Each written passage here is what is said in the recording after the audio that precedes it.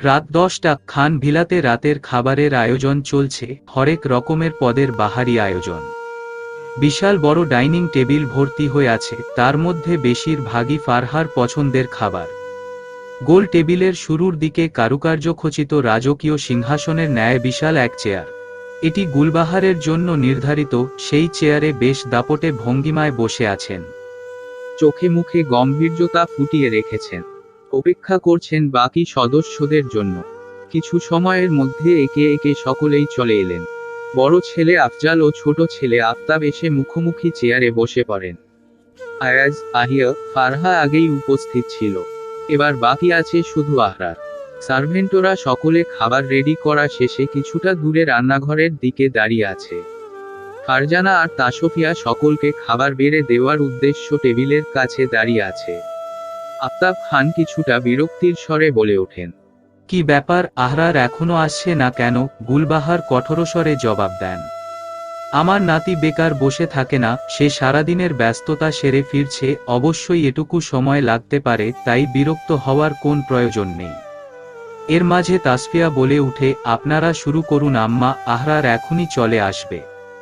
না ছোট বউ, আমার নাতিকে রেখে খাওয়া দাওয়ার পর্ব শুরু হবে না। তোমার যদি অপেক্ষা করতে কষ্ট হয় তবে তুমি যেতে পারো, খাবার তুলে দেওয়ার মানুষের অভাব নেই এই বাড়িতে।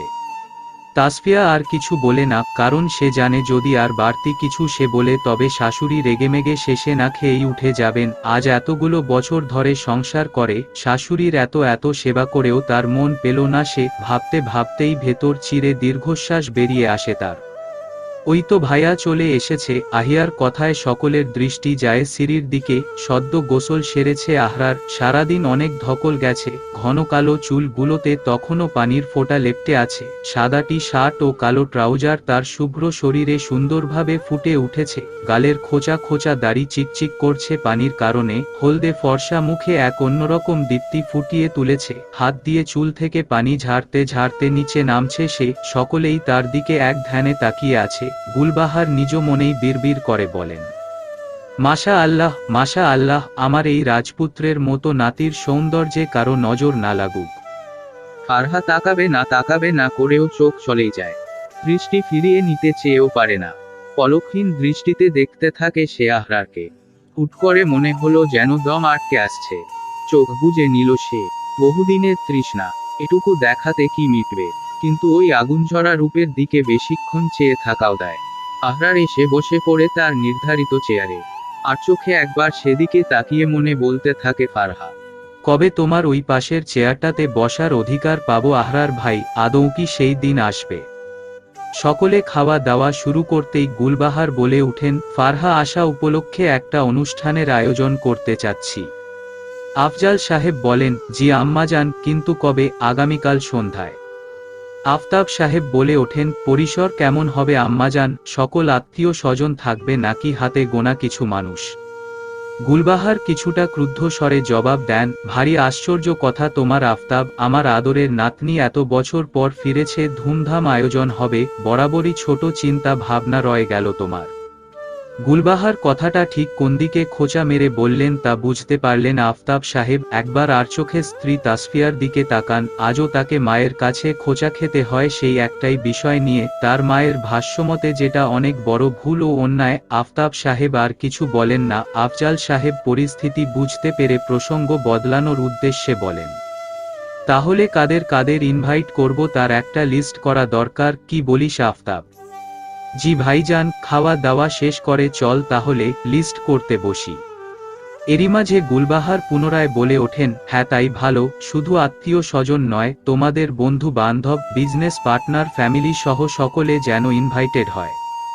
দুই ভাই একসাথে জবাব দেন, জি আম্মাজান। গুলবাহার মনে মনে বলেন, কাল আমার অনেক বড় একটা অ্যানাউন্সমেন্ট আছে। আফজাল সাহেব এবার আহরারের উদ্দেশ্যে বলেন, আহরার, বিয়ের অনুষ্ঠান কেমন কাটলো? অনেক ভালো ছিল বড় আব্বু, গ্রামে বিয়ে ভীষণ এনজয় করেছি।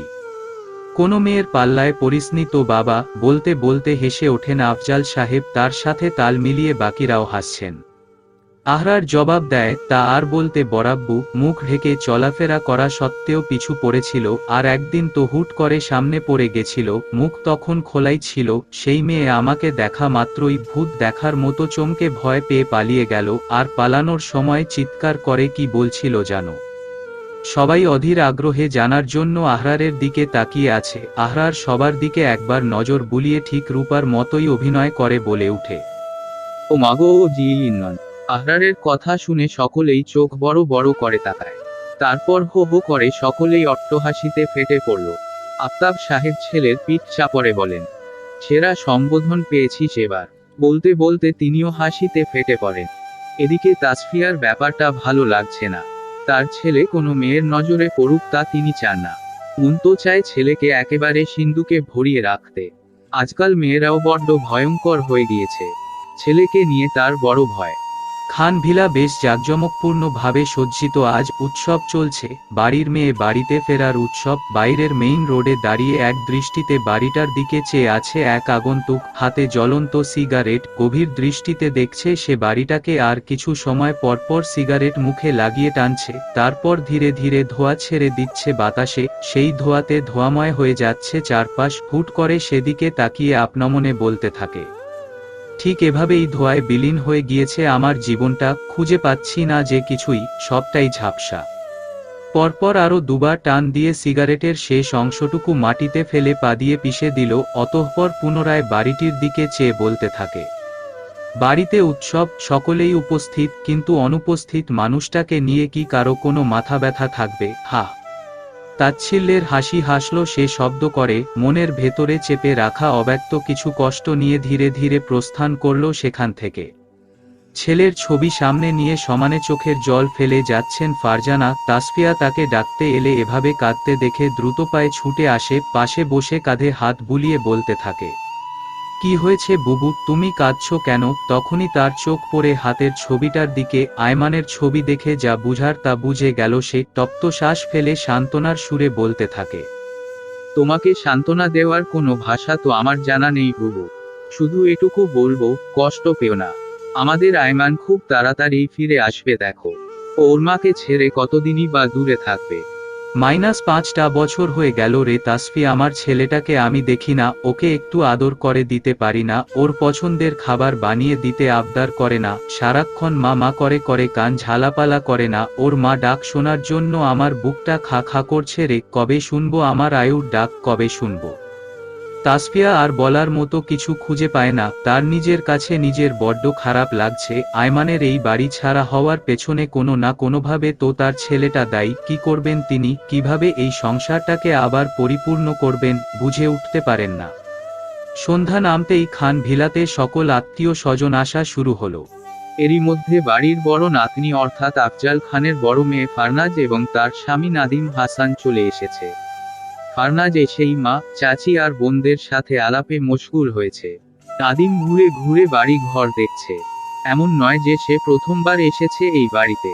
মূলত সে যতবার এ বাড়িতে আসে ততবারই এভাবেই সবকিছু ঘুরে ঘুরে দেখে। দেখতে দেখতেই একটা সময় সে আয়মানের ঘরের সামনে এসে দাঁড়ায়। সেদিকে তাকিয়ে থাকতে থাকতে ক্রূরভাবে হেসে ওঠে। দরজার কাছে এগিয়ে গিয়ে তাতে হাত বুলাতে থাকে। মুখখানি মলিন করে নাটকীয় ভঙ্গিতে বলতে থাকে, আহারে, খান বংশের বড় নাতি, যে কিনা সবকিছুর যোগ্য উত্তরসূরি ছিল, আজ সে এই পরিবার থেকে বিচ্ছিন্ন, একেবারে বাড়ির বাইরে। বলেই পরপর কয়েকবার মুখ দিয়ে চো জাতীয় শব্দ উচ্চারণ করে দুঃখ প্রকাশের ভান করতে থাকে সে। তারপরই হো হো করে হেসে ওঠে। হাসতে হাসতে মুখে হাত চেপে ধরে আশেপাশে দেখে নেয়, কেউ আবার শুনে ফেললো নাকি। না, কেউ শোনেনি। হাসি থামিয়ে সোজা হয়ে দাঁড়ায় সে। এবার সামনের দিকে এগিয়ে যায়। কিছু দূর যেতেই আহরারের রুমটা চোখে পড়ে তার। সেদিকে তাকিয়ে চোখ মুখ বিকৃত করে এক প্রকার ক্ষোভের স্বরে বলে উঠে, আহরার খান। হাহ! দৃষ্টি ফেরাতেই চমকে ওঠে নাদিম, সামনে ফারহা দাঁড়িয়ে। আপনি এখানে কি করছেন ভাইয়া? না, মানে অনেক দিন পর এলাম তাই একটু ঘুরে দেখছিলাম। তা শালি সাহেবার কি অবস্থা? লং টাইম বাদে বাড়ি ফিরেছো, কেমন লাগছে? ফারহা হালকা হেসে জবাব দেয়, অনেক ভালো লাগছে ভাইয়া, মনে হচ্ছে অনেকদিন পর প্রাণ খুলে শ্বাস নিচ্ছি। বাহ, গুড গুড, ঠিক আছে, এনজয় করো, আমি বরং নিচে যাই, সবার সাথে একটু সময় কাটাই। ঠিক আছে ভাইয়া। নাদিম চলে যায়। ফারহা কেমন সন্দেহের দৃষ্টিতে নাদিমের চলে যাওয়া দেখল, কারণ সে স্পষ্ট নাদিমের চোখে মুখে বিরক্তি দেখেছে, যা আহরারের ঘরের দিকে তাকিয়ে প্রকাশ করছিল। কিন্তু কেন? কোনো কিছুই ফারহার বোধগম্য হয় না।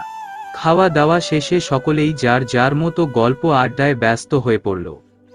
ফারহা তার সমবয়সী কাজিন বোন আর বান্ধবীদের সাথে গল্প করছে, তাদের মধ্যে একজন বলে উঠে, এই ফারহা, তোর সেই কাজিন ভাইটা কই রে, রূপের বাহার।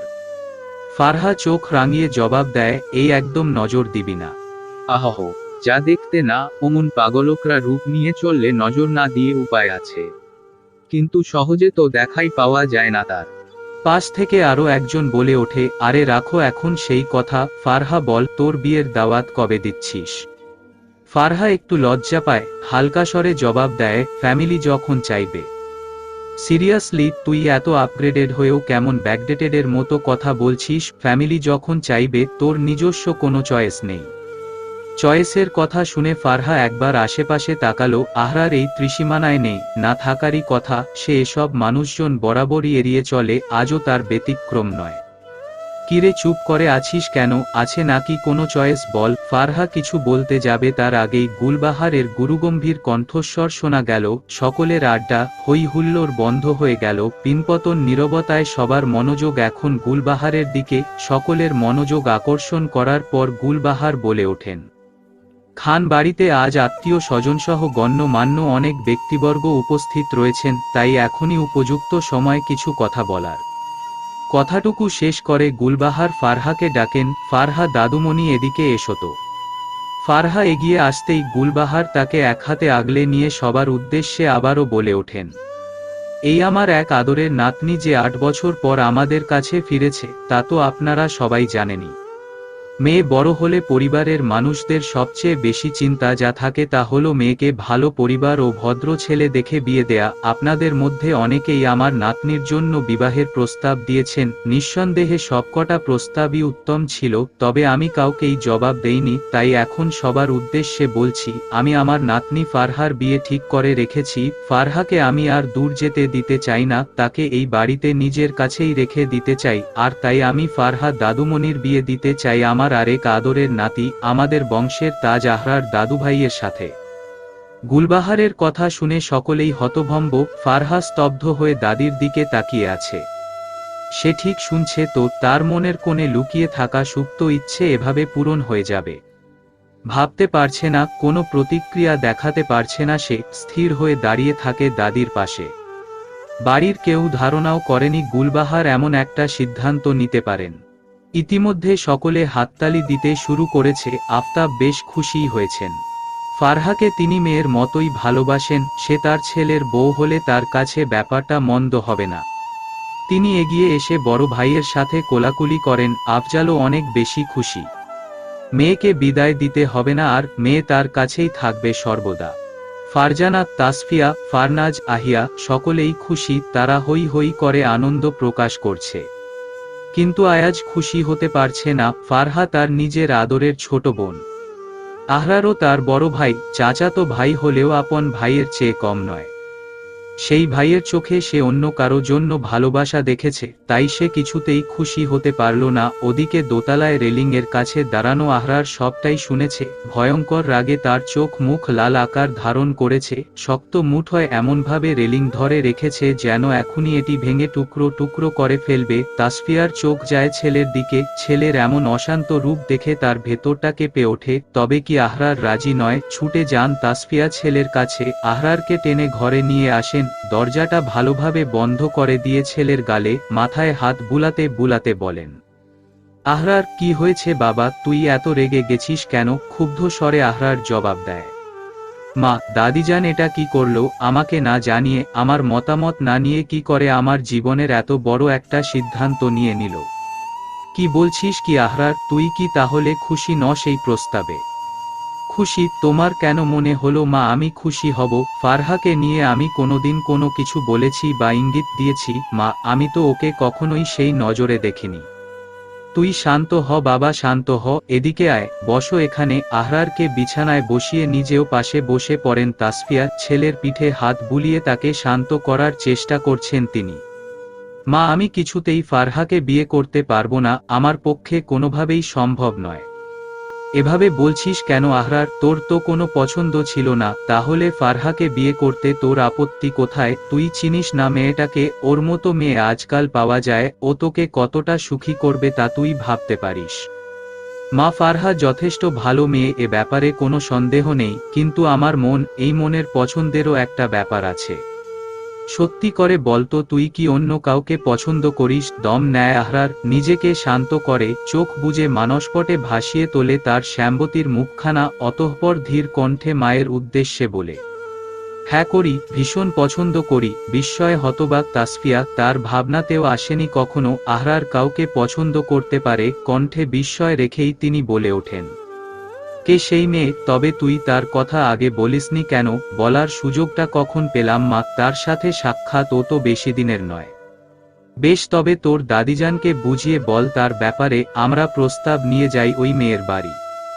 না মা, এখন তা সম্ভব নয়। কেন সম্ভব নয়? কারণ আমি তাকে পছন্দ করলেই হবে না, তারও তো আমাকে পছন্দ করা লাগবে। তোকেও কেউ পছন্দ না করে থাকতে পারে, জানি না মা, তবে তার মনের কথাটা এখনো জানা হয়নি আমার। যতদিন না তার সম্মতি পাচ্ছি আমি সামনে এগোতে পারবো না। আমি তার ওপর কিছু চাপিয়ে দিতে চাই না। ঝট করে মায়ের দিকে ঘুরে বসে আহরার, মায়ের দু হাত নিজের মুঠোয় পুরে করুণ স্বরে বলে ওঠে আহরার, প্লিজ মা, তুমি এটা আটকাও, আমাকে শুধু একটু সময় দাও, খুব শীঘ্রই তার সম্মতি অর্জন করে নিব আমি। ততদিন পর্যন্ত এসব ঝামেলা বন্ধ রাখার ব্যবস্থা করো প্লিজ। তাসফিয়া যেন বড্ড সংকটে পড়ে গেলেন। একদিকে ছেলের আবদার, অন্যদিকে শাশুড়ির ভয়। কি করবেন তিনি? মনে মনে বলতে থাকেন, আমার ছেলে কাউকে পছন্দ করেছে, নিশ্চয়ই সে অসম্ভব রূপবতী হবে। ছেলে আমার সুন্দরের পূজারী, তার পছন্দ নিশ্চয়ই তার বাবার মতো হবে না, যেভাবে ওর বাবা আমার মতো শ্যামবর্ণ মেয়েকে পছন্দ করে বিয়ে করে এনেছিল, আর তার জন্যই আজও শাশুড়ির কাছে অবহেলিত হয়ে আছি। কত কত ঝড় ঝাপটা পেরোতে হয়েছে, তা কল্পনা করলেও শিউরে ওঠে শরীর। আমার ছেলের জীবনটা অবশ্যই এমন হবে না, সেও নিশ্চয়ই তার রূপের সমকক্ষ কাউকে নিয়ে আসবে। আমাদের মতো জীবন আমার ছেলেটার না হোক, না হোক। আহরারের ঘরে চলছে গোপন মিটিং। উপস্থিত আছে 4 বন্ধু, আহরার, দায়ান, ঈশান আর রাদিফ। আলোচনার বিষয়বস্তু আহরারের বিয়ে। অনুষ্ঠানে 3 বন্ধু আসতে পারেনি কিছু ব্যক্তিগত ব্যস্ততার কারণে, তাই আজ আহরারের জরুরি তলবে 3 বন্ধুই পরিমরি করে ছুটে এসেছে। দাদিজান গুলবাহার যে এত বড় একটা ধামাকা দেবেন তা কেউই কল্পনা করেনি। 4 বন্ধুই গালে হাত দিয়ে গভীর চিন্তায় মগ্ন। ভাবনার রেশ রেখেই রাদিফ বলে, দোস্ত, আমার মাথায় তো কিছুই খেলছে না, এখন এই প্যাচ ছুটাবি কি করে? দায়ান সোজা হয়ে বসে গম্ভীর স্বরে বলে, দাদিজান সবার সামনে এত বড় একটা অ্যানাউন্সমেন্ট করে দিলেন, এখন এর বিপরীত কিছু ঘটালো মহাপ্রলয় সৃষ্টি হয়ে যাবে। ঈশান সায় জানিয়ে বলে, একদম ঠিক, দাদিজান মনে করেন তার কথার ওপর কোনো কথা চলবে না। তার ইচ্ছে হয়েছে আহরারের সাথে ফারহার বিয়ে দিবেন, তাই তিনি হুট করে সিদ্ধান্ত নিয়ে সেটা সবাইকে জানিয়ে দিলেন। জাস্ট কারো মতামতের তোয়াক্কা করলেন না, তার মানে উনি এটা এতটাই চান যে কারো বাধা মানতে রাজি নন। আহরারকে উদ্দেশ্য করে দায়ান বলে, ঈশানের কথাগুলো ফেলে দেওয়ার মতো নয় আহরার, আমার মনে হয় তুই দাদিজানকে অরুণিকার ব্যাপারে বলে দে, তারপর ওর বাড়িতে বিয়ের প্রস্তাব নিয়ে যা। একে একে 3 বন্ধুর কথা মন দিয়ে শুনল আহরার, অতঃপর ফোঁস করে শ্বাস ছেড়ে জবাব দেয়, তোরা কেউ অরুণিকাকে চিনিসনি, ও আমাকে ভয় পায়। 3 জনই অবাক স্বরে একসাথে বলে ওঠে, ভয়? হ্যাঁ, আমি যে ওকে মন থেকে কতটা চাই এটা সে এখনো বিশ্বাস করতে পারে না। হতে পারে আমি সেই বিশ্বাসটা এখনো অর্জন করতে পারিনি। আজ দাদিজানকে অরুর ব্যাপারে বলতেই পারি, কিন্তু বিয়ের প্রস্তাব এখনই এভাবে নিয়ে যাওয়া সম্ভব নয়, কারণ যেহেতু অরু এখানে আমাকে বিশ্বাস করে না, ও এই প্রস্তাব সরাসরি নাকচ করে দিবে, আর ও একবার অসম্মতি প্রকাশ করা মানে দাদিজান আর কোনো কথা শুনবেন না, ধরে বেঁধে হলেও ফারহার সাথে বিয়ে দিয়ে দিবেন। তারপর কি হবে? ঈশান বলে, তুই কি ভয় পাচ্ছিস? ভয় নয় ঈশান, দাদিজানকে সবাই মান্য করে চলে, তার প্রতি সবাই একটা সম্মান রাখে, যার জন্য কেউ উনার মতের বিপক্ষে কিছু বলেন না। তবে আমার বিশ্বাস দাদিজান এই ব্যাপারটা আমার ওপর চাপিয়ে দিবেন না যদি আমি বুঝিয়ে বলি। শুধু অরু একবার রাজি হয়ে যাক, ব্যাস সব সলভড হয়ে যাবে। দায়ান আহরারের কাঁধে হাত রেখে বলে, যাই কর বন্ধু, আমরা তোর সাথে আছি।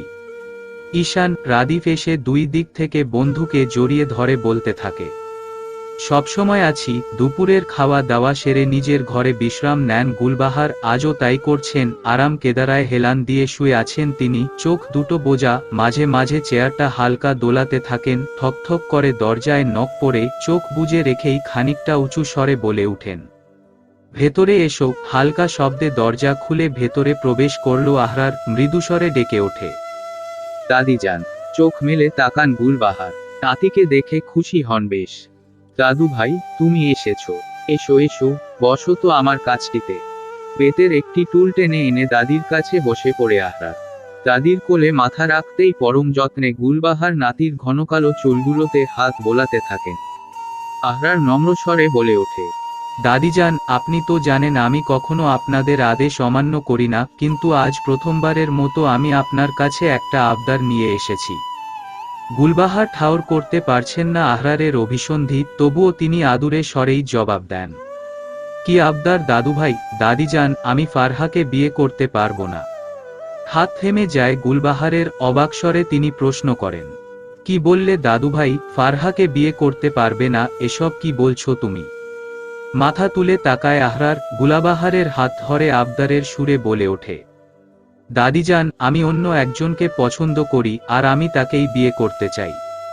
বিস্ফোরিত নয়নে চেয়ে থাকেন গুলবাহার। আহরার যে কাউকে পছন্দ করতে পারে এবং সেই পছন্দ গুলবাহারের পছন্দকে এড়িয়ে তার সামনেই উপস্থাপন করার সাহস রাখবে, তা তিনি ভাবতেই পারেননি কখনো। নিজের বিস্ময়ের রেশ খুব তাড়াতাড়ি কাটিয়ে উঠলেন তিনি, শান্ত স্বরে জিজ্ঞেস করেন, মেয়েটি কে দাদু ভাই?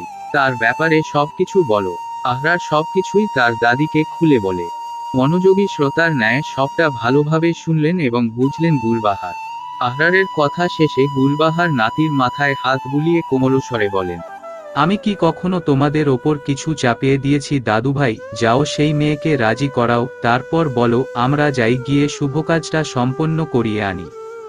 গুলবাহারের কথা শুনে আহরার স্বস্তি পেল, দাদির হাত দুটো টেনে তাতে চুমু খেয়ে বলল, ধন্যবাদ দাদিজান, আমি জানতাম আপনি আমাকে বুঝবেন। গুলবাহার হাসলেন, আরও একবার নাতির মাথায় মুখে হাত বুলিয়ে দেন। আহরার চলে যায়। গুলবাহার পুনরায় গা এলিয়ে চোখ বুজেন, নিজ মনে বলতে থাকেন, আমি কখনোই তোমাদের কারো ওপর কিছু চাপিয়ে দেই না দাদুভাই, শুধু এমন পরিস্থিতির সৃষ্টি করি যেন তোমরা নিজেরাই তা মেনে নিতে বাধ্য হও যা আমি চাই। ঠোঁটের কোণে বাঁকা হাসি তার, ঝট করে চোখ খোলেন, নিজের ফোনটা হাতে নিয়ে ডায়াল করেন এক নাম্বারে। ওপর পাশ থেকে রিসিভ হতেই বলে ওঠেন, আব্দুল্লাহ, আমার একটা কাজ করে দিতে হবে তোমায়। কালো গোলাপের বাগান দেখেছো কখনো? ওই দেখো সারি সারি গাছ, সেসব গাছ ভর্তি কালো গোলাপ, নিজেদের যেন পরিপূর্ণভাবে মেলে দিয়ে ফুটে রয়েছে সব ফুল, কি অভূতপূর্ব। সেই বাগানের ভেতর দিয়ে হেঁটে যাচ্ছে অরুণিকা, দুহাতে আলতো করে ছুঁয়ে দিচ্ছে সে ফুলগুলোর কাছে, নাক ঠেকিয়ে ঘ্রাণ নেওয়ার চেষ্টা করে অরু, কিন্তু পাচ্ছে না। বড় বড় চোখ করে হা করে দেখছে সে বাগানটি, কত সুন্দর, কালো ও এত সুন্দর হয়।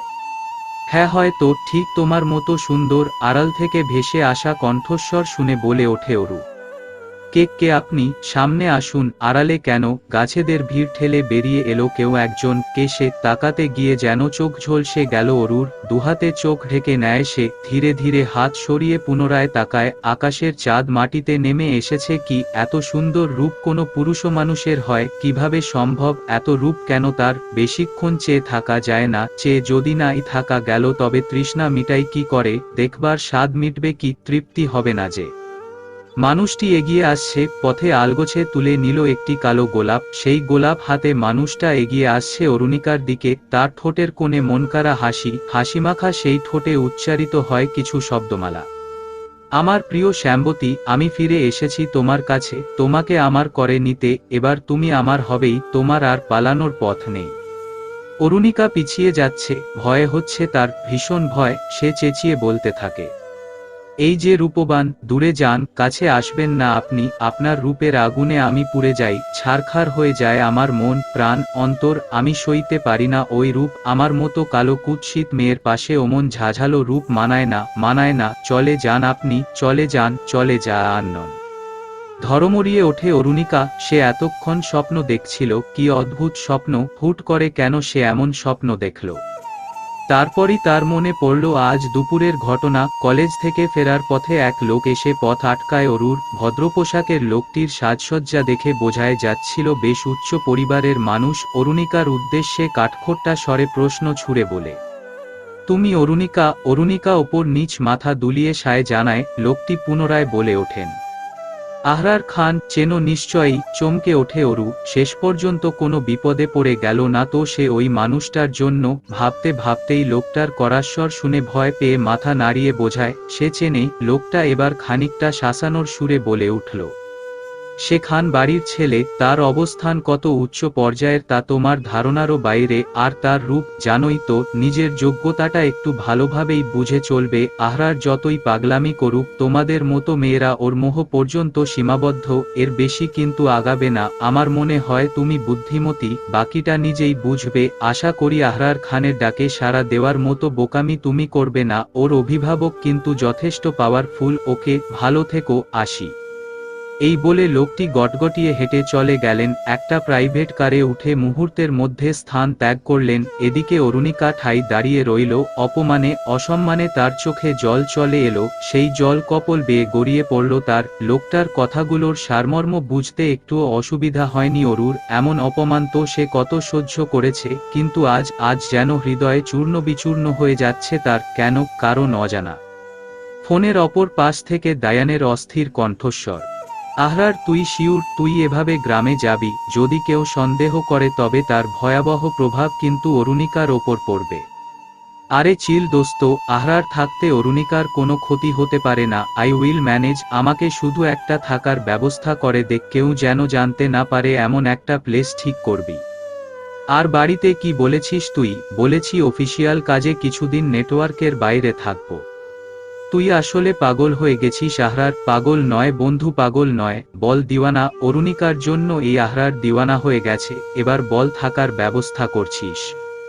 ওকে আমি করছি, বাট কতদিন এভাবে? যদি অরুণিকা তোকে ফিরিয়ে দেয়, জানি ও ফিরিয়ে দিবে, তবে আমি হাল ছাড়ব না, আর আমার নিজের প্রতি সেই কনফিডেন্স আছে, এবার আমি খালি হাতে ফিরব না।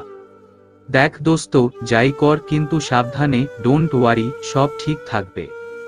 দায়ানের সাথে কথা শেষ করে আহরার মৃদু হেসে আপনমনে আওড়াতে থাকে, আমি আসছি অরু, তোমাকে নিজের করে নিতে। প্রাতঃকালীন ভ্রমণ শেষে ড্রয়িং রুমে এসে বসলেন গুলবাহার, তিনি বসতে না বসতেই তার মধু দেওয়া গরম পানি নিয়ে হাজির হন তাসফিয়া। গুলবাহারের দৈনন্দিন রুটিনের একটি অংশ যা কোনোদিন হেরফের হয় না, আর এসব কিছুর খেয়াল রাখেন তাসফিয়া নিজেই। গ্লাস হাতে নিয়ে গুলবাহার ধীরে ধীরে খাচ্ছেন, পাশে দাঁড়িয়ে তাসফিয়া কিছুটা সময় অপেক্ষা করে নিচু স্বরে বলে ওঠেন, আজ সকালের নাস্তায় কি বানাবো আম্মা? বাড়িতে অনেক সার্ভেন্ট থাকা সত্ত্বেও রান্নাবান্নার সমস্ত কাজ বাড়ির বউদের করা বাঞ্ছনীয়, বিশেষ করে তাসফিয়াকে তো সব কাজে নিজের হাতেই করা লাগে, নইলে শাশুড়ির কঠিন তোপের মুখে পড়তে হয়। প্রতিদিন 3 বেলা কি রান্না করতে হবে তা শাশুড়িকে জিজ্ঞেস করেই রান্না করতে হয়, তাই আজও সকালের রান্নার তালিকা জেনে নিতেই শাশুড়িকে প্রশ্ন করা, কিন্তু এই সহজ স্বাভাবিক কথাতেও তিনি বিরক্ত হলেন, এক প্রকার তেতে উঠেই বলেন,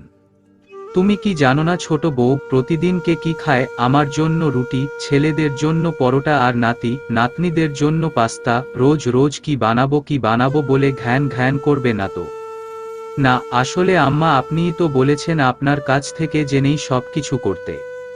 এমনিতেই আহরারের বিষয়টা নিয়ে মেজাজ বিক্ষিপ্ত, তার ওপর তাসফিয়াকে আরও অসহ্য লাগছে তার। এদিকে পাল্টা জবাব শুনে আরও বেশি রাগে ফেটে পড়েন, কর্কশ স্বরে বলে ওঠেন, মুখে মুখে তর্ক তোমার? বলতে বলতে হুট করে মাঝপথে থেমে যান তিনি, কারণটা আহরার। ওপর থেকে নামছে সে, হাতে নিজের ব্যাগপত্র, আজই রওনা দিবে সে। আহরারকে দেখে গুলবাহার দমে গেলেন, শান্ত করে নিলেন নিজেকে। ছেলের সামনে তার মাকে কিছু বলার দুঃসাহস তিনি রাখেন না। আহরার এসে তার মাকে জড়িয়ে ধরে বলল, আসছি মা, নিজের খেয়াল রেখো। ওমা সে কি, তুই এখনই বেরোচ্ছিস? খাবি না?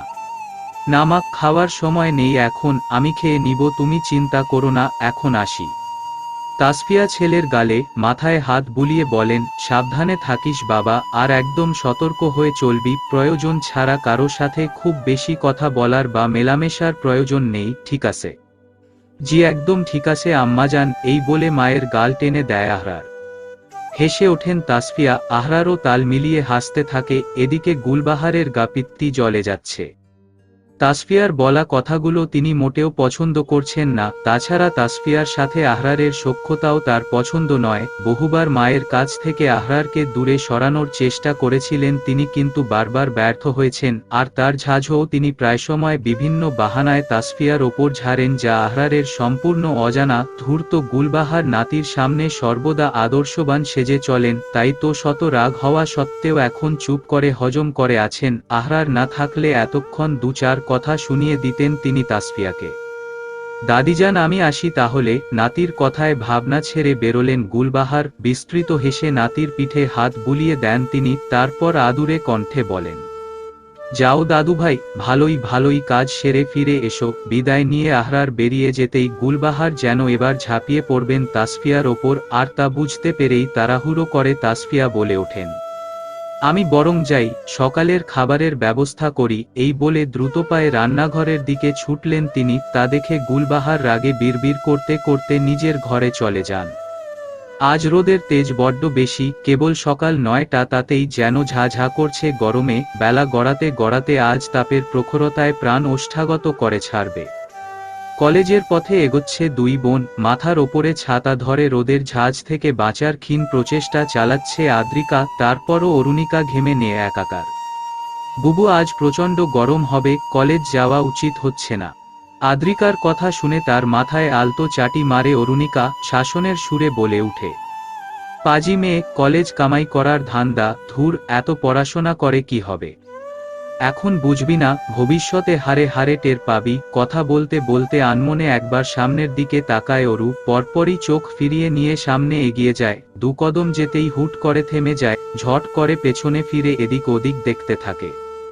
বুবু, আজও কি মনে হচ্ছে কেউ পিছু নিচ্ছে? না রে, মনে হলো উনাকে দেখলাম। উনাকে? এই উনিটা এবার কে? না কেউ না, এখন চল তো, তাড়াতাড়ি দেরি হয়ে যাবে।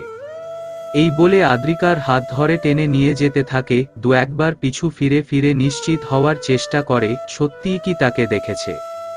আজ বোধহয় অরুর মাথায় গন্ডগোল ধরেছে। কলেজ থেকে বেরোনোর সময় ঠিক গেটের সামনেই মনে হলো যেন আহরার দাঁড়িয়ে। কিছু সময়ের জন্য থমকে যায় অরুণিকা, কিন্তু ছাত্রছাত্রীদের ভিড়ে হারিয়ে গেল। অরু ছুটে আসে গেটের কাছ, চারিদিকে পাগলের মতো খুঁজতে থাকে, কিন্তু তার ছায়ারও দেখা মিলল না। মানুষটা কি সত্যিই ছিল, নাকি অরুণিকার ভ্রম?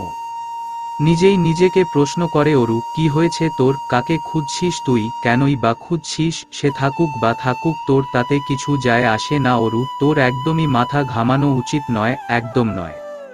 বিকেল বেলা ফারহাকে নিয়ে ছাদে বসে আছেন গুলবাহার। খোলা আকাশের দিকে চেয়ে কল্পনার জগতে হারিয়ে বসে আছে ফারহা। সেই কল্পনার সবটা জুড়ে কেবল আহরার। গুলবাহারও চুপচাপ আছেন। কিছু সময় পর তিনি ফারহার দিকে ফিরে চান। ফারহাকে অন্য মনস্ক দেখে তিনি মুচকি হাসেন, নাতনির মাথায় আদুরে স্পর্শ বুলিয়ে কোমলস্বরে ডেকে ওঠেন, ফারহা দাদুমণি। ফারহা চোখ ফিরিয়ে দাদিজানের দিকে চাইল।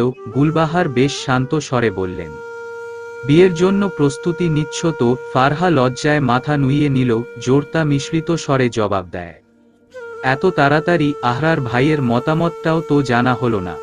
গুলবাহার কণ্ঠস্বরে খানিকটা গাম্ভীর্যতা ঢেলে বলেন, তুমি জানো না আহরার গুরুজনদের কথা অমান্য করে না, এই বিয়ে নিয়ে ওর আপত্তি নেই, তুমি বরং প্রস্তুতি শুরু করে দাও। ফারহা চোখ তুলে তাকায়, তার দৃষ্টি সামনে থাকা সারি সারি টপগুলোর দিকে। আনমনে ভাবতে থাকে সে, আহরার ভাই সত্যি এই বিয়েতে রাজি? সত্যি কি এবার তার ভালোবাসা পূর্ণতা পাবে? গুলবাহারের ডাকে ধ্যান ভাঙে তার। শোনো দাদুমনি, আহরার তোমার অধিকার। নিজের অধিকার কখনো ছাড়বে না, আর এই অধিকারের সাথে কখনো সমঝোতাও করবে না। বুঝতে পেরেছ? দাদিজান এমন কথা কেন বললেন তা ফারহার বোধগম্য নয়, তবুও সে আলতো হেসে মাথা নাড়িয়ে সায় জানায়, আপাতত সে কল্পনার জগতে ভেসে যেতে চায় আহরারের সাথে। প্রতিদিন বিকেলে অরুণিকা তার শখের কাজে নিজেকে ব্যস্ত রাখে। তার শখ মাটির তৈরি বিভিন্ন শৌখিন জিনিসপত্র বানানো। তার হাতের কাজ এতটাই সুন্দর হয় যে গ্রামের মানুষজন তাদের ঘর সাজানোর জন্য অরুণিকার কাছ থেকে নিজের পছন্দমতো জিনিস কিনেও নিয়ে যান। ইদানিং কাজটাকে অনেকটা প্রফেশনালি নিয়েছে অরু। প্রতিদিন অনেক অর্ডার থাকে, তাই আগে শখের বশে করলেও এখন কাজের প্রয়োজনে করতে হয়। আর এসব জিনিসপত্র বানানোর জন্য তার যে মাটির প্রয়োজন হয় তা সে তার এক চাচাতো ভাই মতিনের কাছ থেকে নেয়। মতিন প্রতিদিন তাকে বড় ডালা ভর্তি মাটি দিয়ে যায়। আজও অরু অপেক্ষা করছে মতিন ভাইয়ের জন্য। তখনই বাইরে থেকে ডাক ভেসে আসে, মাটি এনেছি। অরু বাইরে বেরিয়ে আসতে আসতে বলে, মতিন ভাই, আজ এত দেরি করলে যে? মতিন কিছু না বলে কেবলই শব্দ করে হাসে। অরু মাটির ডালাটা নিয়ে বলে, মতিন ভাই, আজ একটু আমায় সাহায্য করে দিতে হবে, এসো তো। মতিন পিছু পিছু যায়, কিন্তু কোনো কথা বলে না। অরু ভারী আশ্চর্য হয়। সে একবার পিছু ফিরে মতিনের তাকিয়ে আবার সামনে ফিরে হুট করে কি মনে করে যেন পুনরায় পিছু ফিরে মতিনকে দেখতে চায়। তার আগেই মতিন গটগটিয়ে কাজের জায়গায় চলে যায়। মতিন ভাইকে আজ কেমন অন্যরকম লাগলো। ধবধবে সাদা ফতুয়া, সাদা লুঙ্গি আর গামছা দিয়ে মাথা মুখ মুড়িয়ে রাখা, গলাটাও কেমন ফ্যাসফ্যাসে শোনালো। ব্যাপারটা নিয়ে কিছু সময় চিন্তা করে পরক্ষণেই তা উড়িয়ে দিল অরু। সেও গিয়ে নিজের কাজে লেগে পড়ল। মতিনকে সবকিছু বুঝিয়ে দিল কি করতে হবে। মতিন তার মতো করতে লাগলো সবকিছু। এদিকে কাজের ফাঁকে ফাঁকে মতিনের দিকে তাকাতেই তার চোখে চোখ পড়ছে অরুণিকার। অর্থাৎ তার দৃষ্টি বেশিরভাগ সময় অরুর দিকেই নিবদ্ধ। আশ্চর্য! অরুর কেমন অস্বস্তি লাগতে শুরু করে। মতিন ভাই তো, চোখগুলো কেমন যেন লাগছে, ধরতে পারছে না অরু। কেমন সব গুলিয়ে যাচ্ছে, কাজটাও ঠিকমতো হচ্ছে না। একটা মাটির পাত্র বানাতে গিয়ে হিমশিম খাচ্ছে সে, বারবার পিছলে যাচ্ছে, ঘেটে যাচ্ছে সব। হুট করেই নিজের হাতের ওপর অন্য কারো হাতের স্পর্শ পেল অরু। থমকে গেল সে। লোকটা অরুর হাত দিয়েই সযত্নে মাটির ওপর আকার সৃষ্টি করছে। কে মানুষটা? এ তো মতিন ভাই নয়। লোকটা পেছনে থেকেই অরুর হাত দুটো ধরে রেখেছে। মাটির পাত্রটি সঠিক আকৃতিতে আসতেই থেমে যায় হাত। কানের কাছে শুনতে পায় গুনগুনিয়ে গাওয়া কিছু লাইন। ভালোবেসে সখী নিভৃতে যতনা আমার নামটি লিখো তোমার মনেরও মন্দিরে। লোকটি সরে যেতেই কিছুটা সময় নিল অরু নিজেকে স্থির করতে। নিজের তটস্থ ভাব কাটিয়ে ঝট করে ফিরে তাকায় সে। কিন্তু কি, কোথায় গেল লোকটা? কেউ তো নেই। অরু উঠে দাঁড়ায়, আশেপাশে সব জায়গা কোনায় কোনায় খুঁজে বেড়ায়, তবে লোকটার অস্তিত্বও পায় না। এখানে যে একটু আগে একজন মানুষ ছিল তা বোঝাই গেল না। অরু যেন হতাশ হয়ে পড়ছে। ওই মানুষটা কি তার ধ্যান জ্ঞান সবকিছুতেই জায়গা করে নিল? অরুর পুরো জগৎ জুড়ে যেন তারই দাপুটে বিচরণ চলছে। শত চেষ্টা করেও অরুণিকা আটকাতে পারছে না কিছুই। তপ্ত শ্বাস ফেলে নিজের বাকি কাজে মন দিল অরু। সন্ধ্যার পরপরই মতিন ভাই এসে হাজির। অরুকে এসে বলে গেল আজ তার কিছু কাজ থাকায় সে নিজে না এসে অন্য কাউকে পাঠিয়েছে। এ কথা শুনে অরু বুঝতে পারল তার ধারণাই ঠিক। মানুষটা মতিন ভাই ছিল না। তবে কে ছিল? মতিন বলছে তারই পরিচিত এক ছেলেকে পাঠিয়েছে। কিন্তু অরুর ধারণা যাকে নিয়ে, সে তো এই গ্রামের কেউ নয়। তার তো এখানে থাকারও কথা নয়। অস্থির হয়ে পড়ছে অরু। সে কোনো কিছুরই কুল কিনারা পাচ্ছে না। নিশুতি রাতে ঝিঝি পোকার ডাক শুনতে শুনতে নিজের ভাবনার জগতে ঘুরছে অরুণিকা। তার সাথে কি হচ্ছে সে বুঝতে পারছে না। তবে তার বোঝা উচিত, তাকে ধরতে হবে সবটা। যা ঘটছে তা সত্যি নাকি ভ্রম, ব্যাপারটা নিশ্চিত না হওয়া পর্যন্ত অরুর চোখে যেন ঘুম নামছে না। জানালার ধারে দাঁড়ালে বাড়ির পেছনের বাগানটা নজরে আসে অরুর। সেখানকার কিছু গাছে ফুটে থাকা ফুলগুলো একধ্যানে দেখছে সে। ফুলপরীর নজর যে দেখছি ফুলেরই দিকে। চমকে ওঠে অরুণিকা, পিছিয়ে আসে সে। এই মুহূর্তে সে কার কণ্ঠস্বর শুনল? জানালা গলে বাইরে দৃষ্টি দিলেও সেখানে কারো উপস্থিতি টের পাওয়া যাচ্ছে না। তবে কোথা থেকে ভেসে আসলো এই স্বর? ধীর পায়ে পুনরায় জানালার কাছে এসে দাঁড়ায় অরুণিকা, সতর্ক দৃষ্টিতে আশপাশ দেখে। বাড়ির পেছনের এই জায়গাটিতে পাঁচিল টপকে আসা কোনো ব্যাপার নয়। তবে এমন ঘটনা ইতপূর্বে কখনো ঘটেনি, তাই বিশ্বাস করতে পারছে না অরু এখানে কেউ আছে বা এসেছে। দুহাতে জানালার গ্রিল আঁকড়ে ধরে ভাবতে থাকে অরু। নিষিদ্ধ জিনিসের প্রতি মানুষের আকর্ষণ বরাবরই বেশি। অরুণিকা কখনো আহরারকে নিয়ে ভাবতে চায় না, তবুও সে মানুষটা তার ভাবনাতে এসে পড়ছে। মনের লাগাম টানতে টানতে হয়রান অরু। যা হবার নয় তা নিয়ে আগ্রহ দেখানো অনুচিত। মন ভাঙার কষ্ট ভয়াবহ। এ কষ্ট তিলে তিলে নিঃশেষ করে দেবে। তাই নিজেকে যত শক্ত ও কঠোর বানাতে পারবে তত সে এই কষ্ট থেকে নিস্তার পাবে। অরুণিকার ভাবনার মাঝেই আবারও সেই কণ্ঠস্বর, তোমার ধ্যানজ্ঞানে, শয়নে স্বপনে, জাগ্রত কিংবা ঘুমন্ত সকল অবস্থাতেই আহরারের অস্তিত্ব খুঁজে পাবে তুমি অরুণিকা, কারণ তুমি আহারারের অরুণিকা, তুমি এই রূপবানের শ্যামবতী। এবার আর অরুণিকার কোনো হেলদোল দেখা গেল না, সে নিজেকে কঠোর শাসনে ব্যস্ত। ভ্রম, সবটাই ভ্রম, সবটাই কাল্পনিক, ওই মানুষটার অস্তিত্ব নেই এখানে, কোত্থাও নেই। নিজেকে সামলা অরু, সামলা, সামলা। ভ্রম বলে অরুণিকা যতই উড়িয়ে দিক না কেন, যতই নিজেকে শাসাক, যত কঠোরতাই আনুক নিজের মাঝে, কিন্তু দিন দিন এই ব্যাপারটা যেন বেড়েই চলেছে। নিয়ম করে সে প্রতিদিন আহরারকে তার আশেপাশে দেখতে পায়, হুট করে এসে হুট করেই গায়েব, কিছুতেই তাকে ধরতে পারে না সে। কখনো দেখা দিয়ে গায়েব হয়, কখনো বা কানের কাছে এসে ফিসফিসিয়ে শুনিয়ে যায় নিজের অনুভূতিতে সাজানো প্রেমকাব্য, কখনো বা আড়ালে আবডালে থেকে শুনিয়ে যায় দু চার লাইন পংক্তি, কিংবা সুরো তুলে গেয়ে যায় মনের অভিব্যক্তি মেশানো গান। অরুণিকার অভ্যাসে পরিণত করে দিচ্ছে সব, মন বড় বেহায়া হয়ে পড়ছে দিন দিন, অনুভূতি হচ্ছে লাগাম ছাড়া। তবে কি কপালে দুঃখ বয়ে আসছে, বর্ষর কোনো দুঃখ যা সে চাইছে না, মন বারবার সেদিকেই টানছে। অতিষ্ঠ হয়ে উঠছে অরুণিকা, নিজেকে কেমন পাগল পাগল মনে হচ্ছে। এমনই একদিন বাড়ি ফেরার পথে নিত্যদিনকার মতো আজও কানে ভেসে এলো কিছু সুরের ছন্দ। অরুণিকা আশেপাশে তাকালো না, খুঁজল না কাউকে, তার মাথা ঝিমঝিম করছে। পাশেই নদী, সে নদীর শান্ত পানির দিকে চেয়ে থাকে, স্থির হয়ে দাঁড়িয়ে থাকে বেশ কিছুটা সময়। আচমকা সে ছুটে গিয়ে বসে পড়ে নদীর ধারে, দুহাত ভর্তি পানি নিয়ে মুখে মাথায় ছিটাতে থাকে আর বিড়বিড় করে বলতে থাকে, না না না, এসব কিচ্ছু সত্য নয়, সব মিথ্যে, সব মিথ্যে, ভুল ভাবছিস তুই অরু, সব তোর কল্পনা, বেরিয়ে আয় তুই, বেরিয়ে আয় কল্পনা থেকে, বেরিয়ে আয়। কেমন যেন পাগলের প্রলাপ বকছে সে, অস্থির হয়ে শুধু পানি ছিটিয়ে যাচ্ছে, যার দরুন ভিজে গেছে তার শরীরের একাংশ। আর একটু হলেই সে পিছলে পড়ে যাবে নদীর পানিতে। সেদিকে তার ধ্যান ফিরল যখন কেউ হেঁচকা টানে তাকে সরিয়ে এনে দাঁড় করালো। চুপ হয়ে গেল অরু, তাকিয়ে দেখল সামনের মানুষটাকে, ভালো করে দেখল, তারপর আবার বিড়বিড় করে বলতে লাগলো, না সত্যি নয়, এটা সত্যি নয়।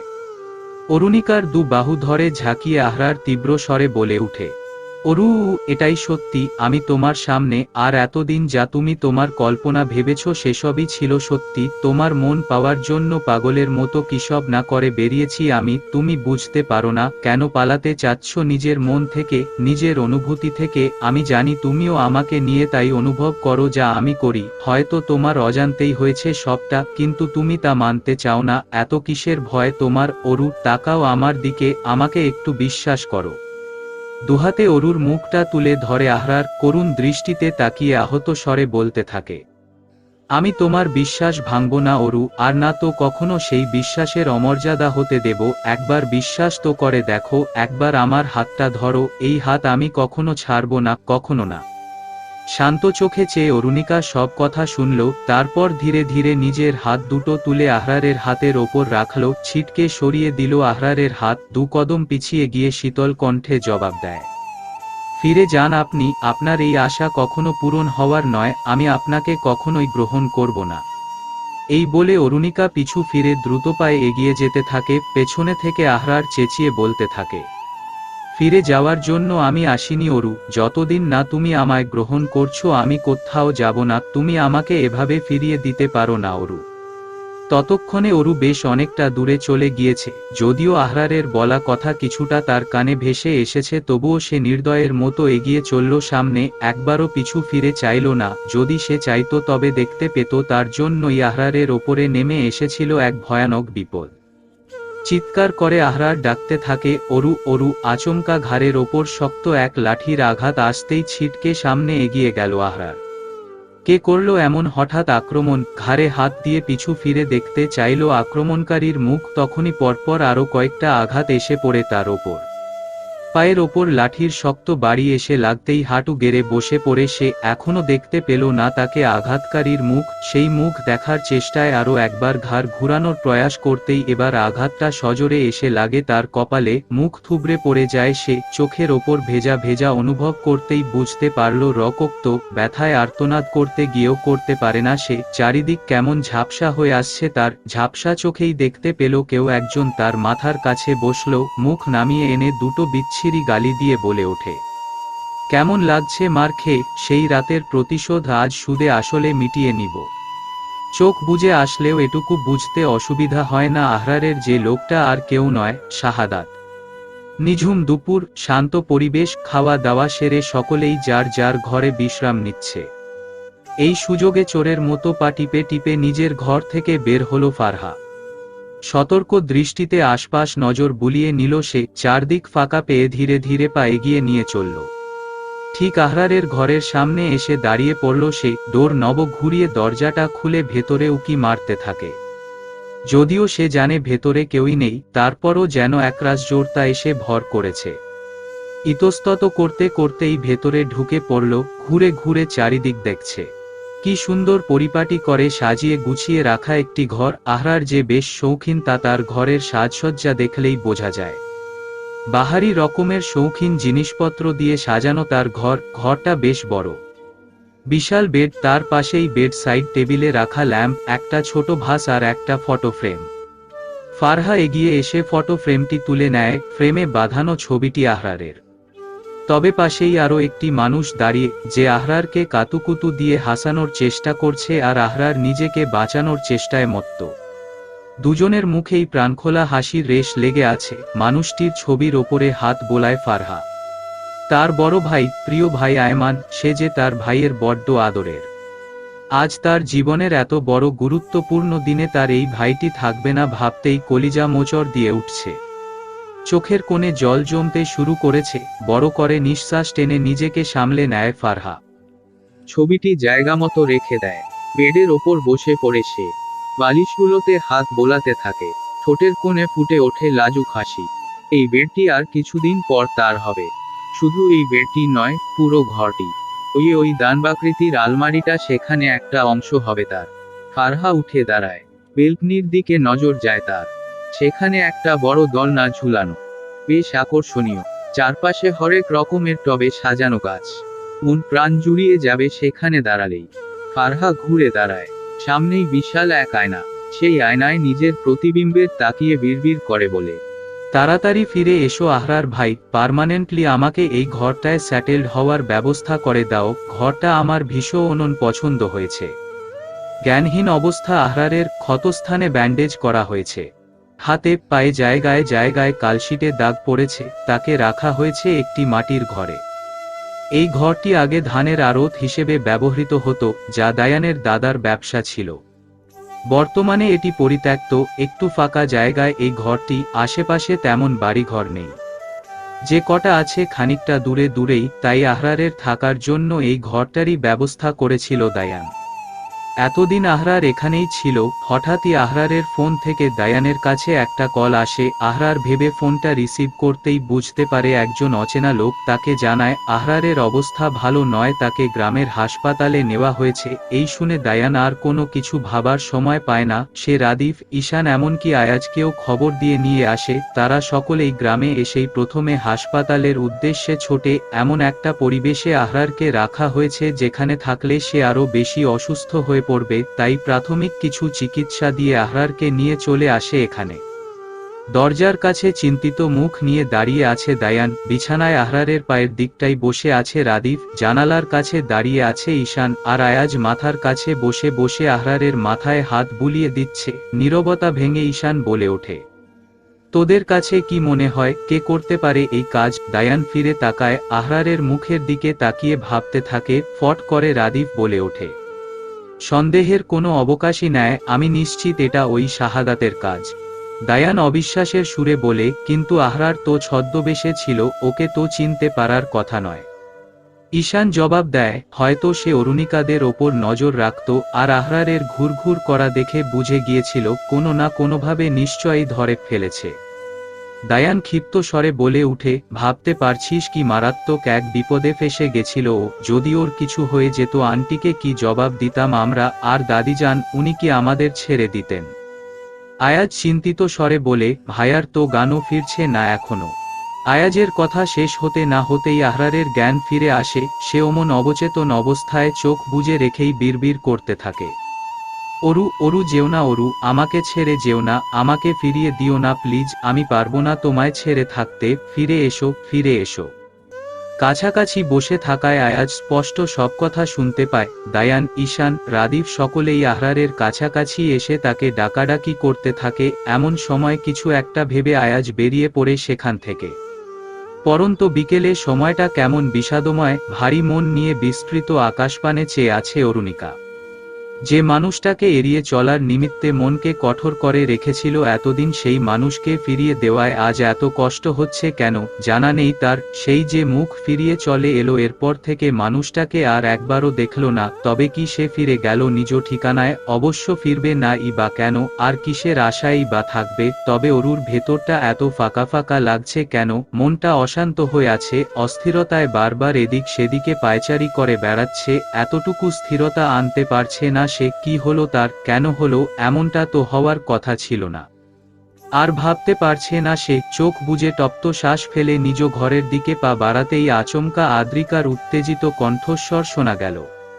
বুবু, বু। থমকে দাঁড়ায় অরু, পিছু ফিরে বোনকে দেখে কৌতূহলী স্বরে জিজ্ঞেস করে, কি রে, কি হয়েছে? আর এভাবে হাঁপাচ্ছিস কেন? আহরার ভাই।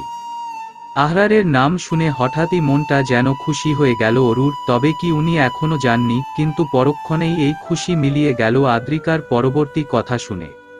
বুবু, আহরার ভাইকে কারা যেন খুব মেরেছে। ধক করে ওঠে অরুণিকার বুক। একই শুনছে সে। ছুটে এসে আদ্রিকার দুবাহু ধরে অস্থির কণ্ঠে বলে, কারা মেরেছে উনাকে? আদ্রি, কোথায় আছেন উনি এখন? আমায় নিয়ে চল, জলদি নিয়ে চল। আদ্রিকা মাথা নাড়িয়ে সম্মতি জানিয়ে অরুকে নিয়ে চলল আহরারের কাছে। বিকেল বেলা বান্ধবীদের সাথে এদিক সেদিকে ঘুরে বেড়াতে গিয়ে হুট করে আয়াজের সাথে দেখা আদ্রিকার। প্রচণ্ড অবাক হয়ে সে বোঝার চেষ্টা করছিল সে কি সত্যি দেখছে কিনা। আয়াজের কণ্ঠস্বরে ঘোর কাটে তার। আদ্রিকা, প্লিজ আমার একটা উপকার করো, তোমার বোনকে একটু ভাইয়ার সাথে দেখা করাবে প্লিজ। আদ্রিকা হা করে চেয়ে আছে, কণ্ঠে বিস্ময় রেখে সে জবাব দেয়, আপনি এখানে কিভাবে, কখন, কেন? কিছু বুঝতে পারছি না। আমি এখানে এসেছি আমার ভাইয়ার জন্য, আহরার ভাইয়ার জন্য। কেন, কি হয়েছে ভাইয়ার? ভাইয়ার অবস্থা ভালো না। কে বা কারা যেন ভাইয়ার ওপর হামলা করেছে। জানি না, ভাইয়া শুধু তোমার বোনেরই নাম নিচ্ছে। যদি উনাকে একটু দেখা করানো যেত ভাইয়ার সাথে অনেক বেটার হতো। তুমি কি এই হেল্পটা করবে প্লিজ? আয়াজের করুণ স্বরে করা অনুরোধ শুনে বড্ড মায়া লাগলো আদ্রিকার। সে বলল, আমি এখনই বুবুকে নিয়ে আসছি। তারপরই সে ছুটে যায় তার বুবুর কাছে। দায়ান গিয়েছে রাতের খাবারের ব্যবস্থা করতে। রাদীপ আর ঈশান আহরারের কাছে আছে, অপেক্ষা করছে আয়াজের। ছেলেটা হুট করে কোথায় যে গেল। আয়াজ এলে তাকে আহরারের কাছে বসিয়ে ওদের ওষুধ কিনতে যেতে হবে। অপেক্ষার মধ্যেই হুট করে দরজায় কারো আগমন টের পেয়ে রাদীপ ঈশান ঘুরে তাকায়। অরুণিকাকে দেখে দুজনেই অবাক হয় বেশ। অরুণিকা এক ধ্যানে তাকিয়ে আছে আহরারের দিকে। ধীর পায়ে ভেতরে প্রবেশ করল সে। বিছানার কাছে আসতেই রাদীপ আর ঈশান উঠে দাঁড়ায়। ঘর ছেড়ে বেরিয়ে যায় তারা। অরুণিকা আহরারের কাছে এসে বসে। মানুষটার আঘাতে জর্জরিত মুখটা দেখে অরুর ভেতরটা হু হু করে ওঠে। এত সুন্দর মুখটার কি করুণ হাল। চোখের কোণে জমা অশ্রু টলমল করতে করতে গড়িয়ে পড়ল। ঝট করে তা মুছে নিল সে। মানুষটার দিকে ভালোভাবে খেয়াল করে দেখে হাতে পায়ের কালশিটের দাগগুলো চোখে পড়তেই বুক খামছে ধরে তার। ইসস, কতটা যন্ত্রণা সহ্য করছে মানুষটা। ভেতর ভেঙে গুড়িয়ে যাচ্ছে অরুর। সহ্য করতে পারছে না। উঠে দাঁড়িয়ে পড়ে সে ঘুরে চলে যাবে, ঠিক তখনই কানে ভেসে আসে পরিচিত কণ্ঠস্বর। এভাবে চুপচাপ দেখে চলে যাবে, কিছু বলবে না? ফিরে তাকায় অরু। আহরার চোখ মেলে তাকিয়ে আছে তার দিকেই। তার দৃষ্টিতে কেমন বেদনার ছাপ স্পষ্ট। উঠে বসার চেষ্টা করে সে। অরু ছুটে এসে আহরারকে দুহাতে ধরে উদ্বিগ্ন স্বরে বলতে থাকে, উঠছেন কেন আপনি? শরীরটা অনেক ফুরবল আপনার। আহরার জবাব দেয় না, ঠিকভাবে বসে নেয়। অরুও সাহায্য করে তাকে বসতে। সুগভীর চাহনি অরুর মুখবিবরে লুটিয়ে দিতেই সেই চাহনি লক্ষ্য করে বিব্রত হয়ে পড়ে অরু। সোজা হয়ে দাঁড়ায়। একই চাহনি বজায় রেখেই আহরার জবাব দেয়, আমার মেডিসিন এসে গেছে, আর কোনো অসুস্থতা নেই আমার।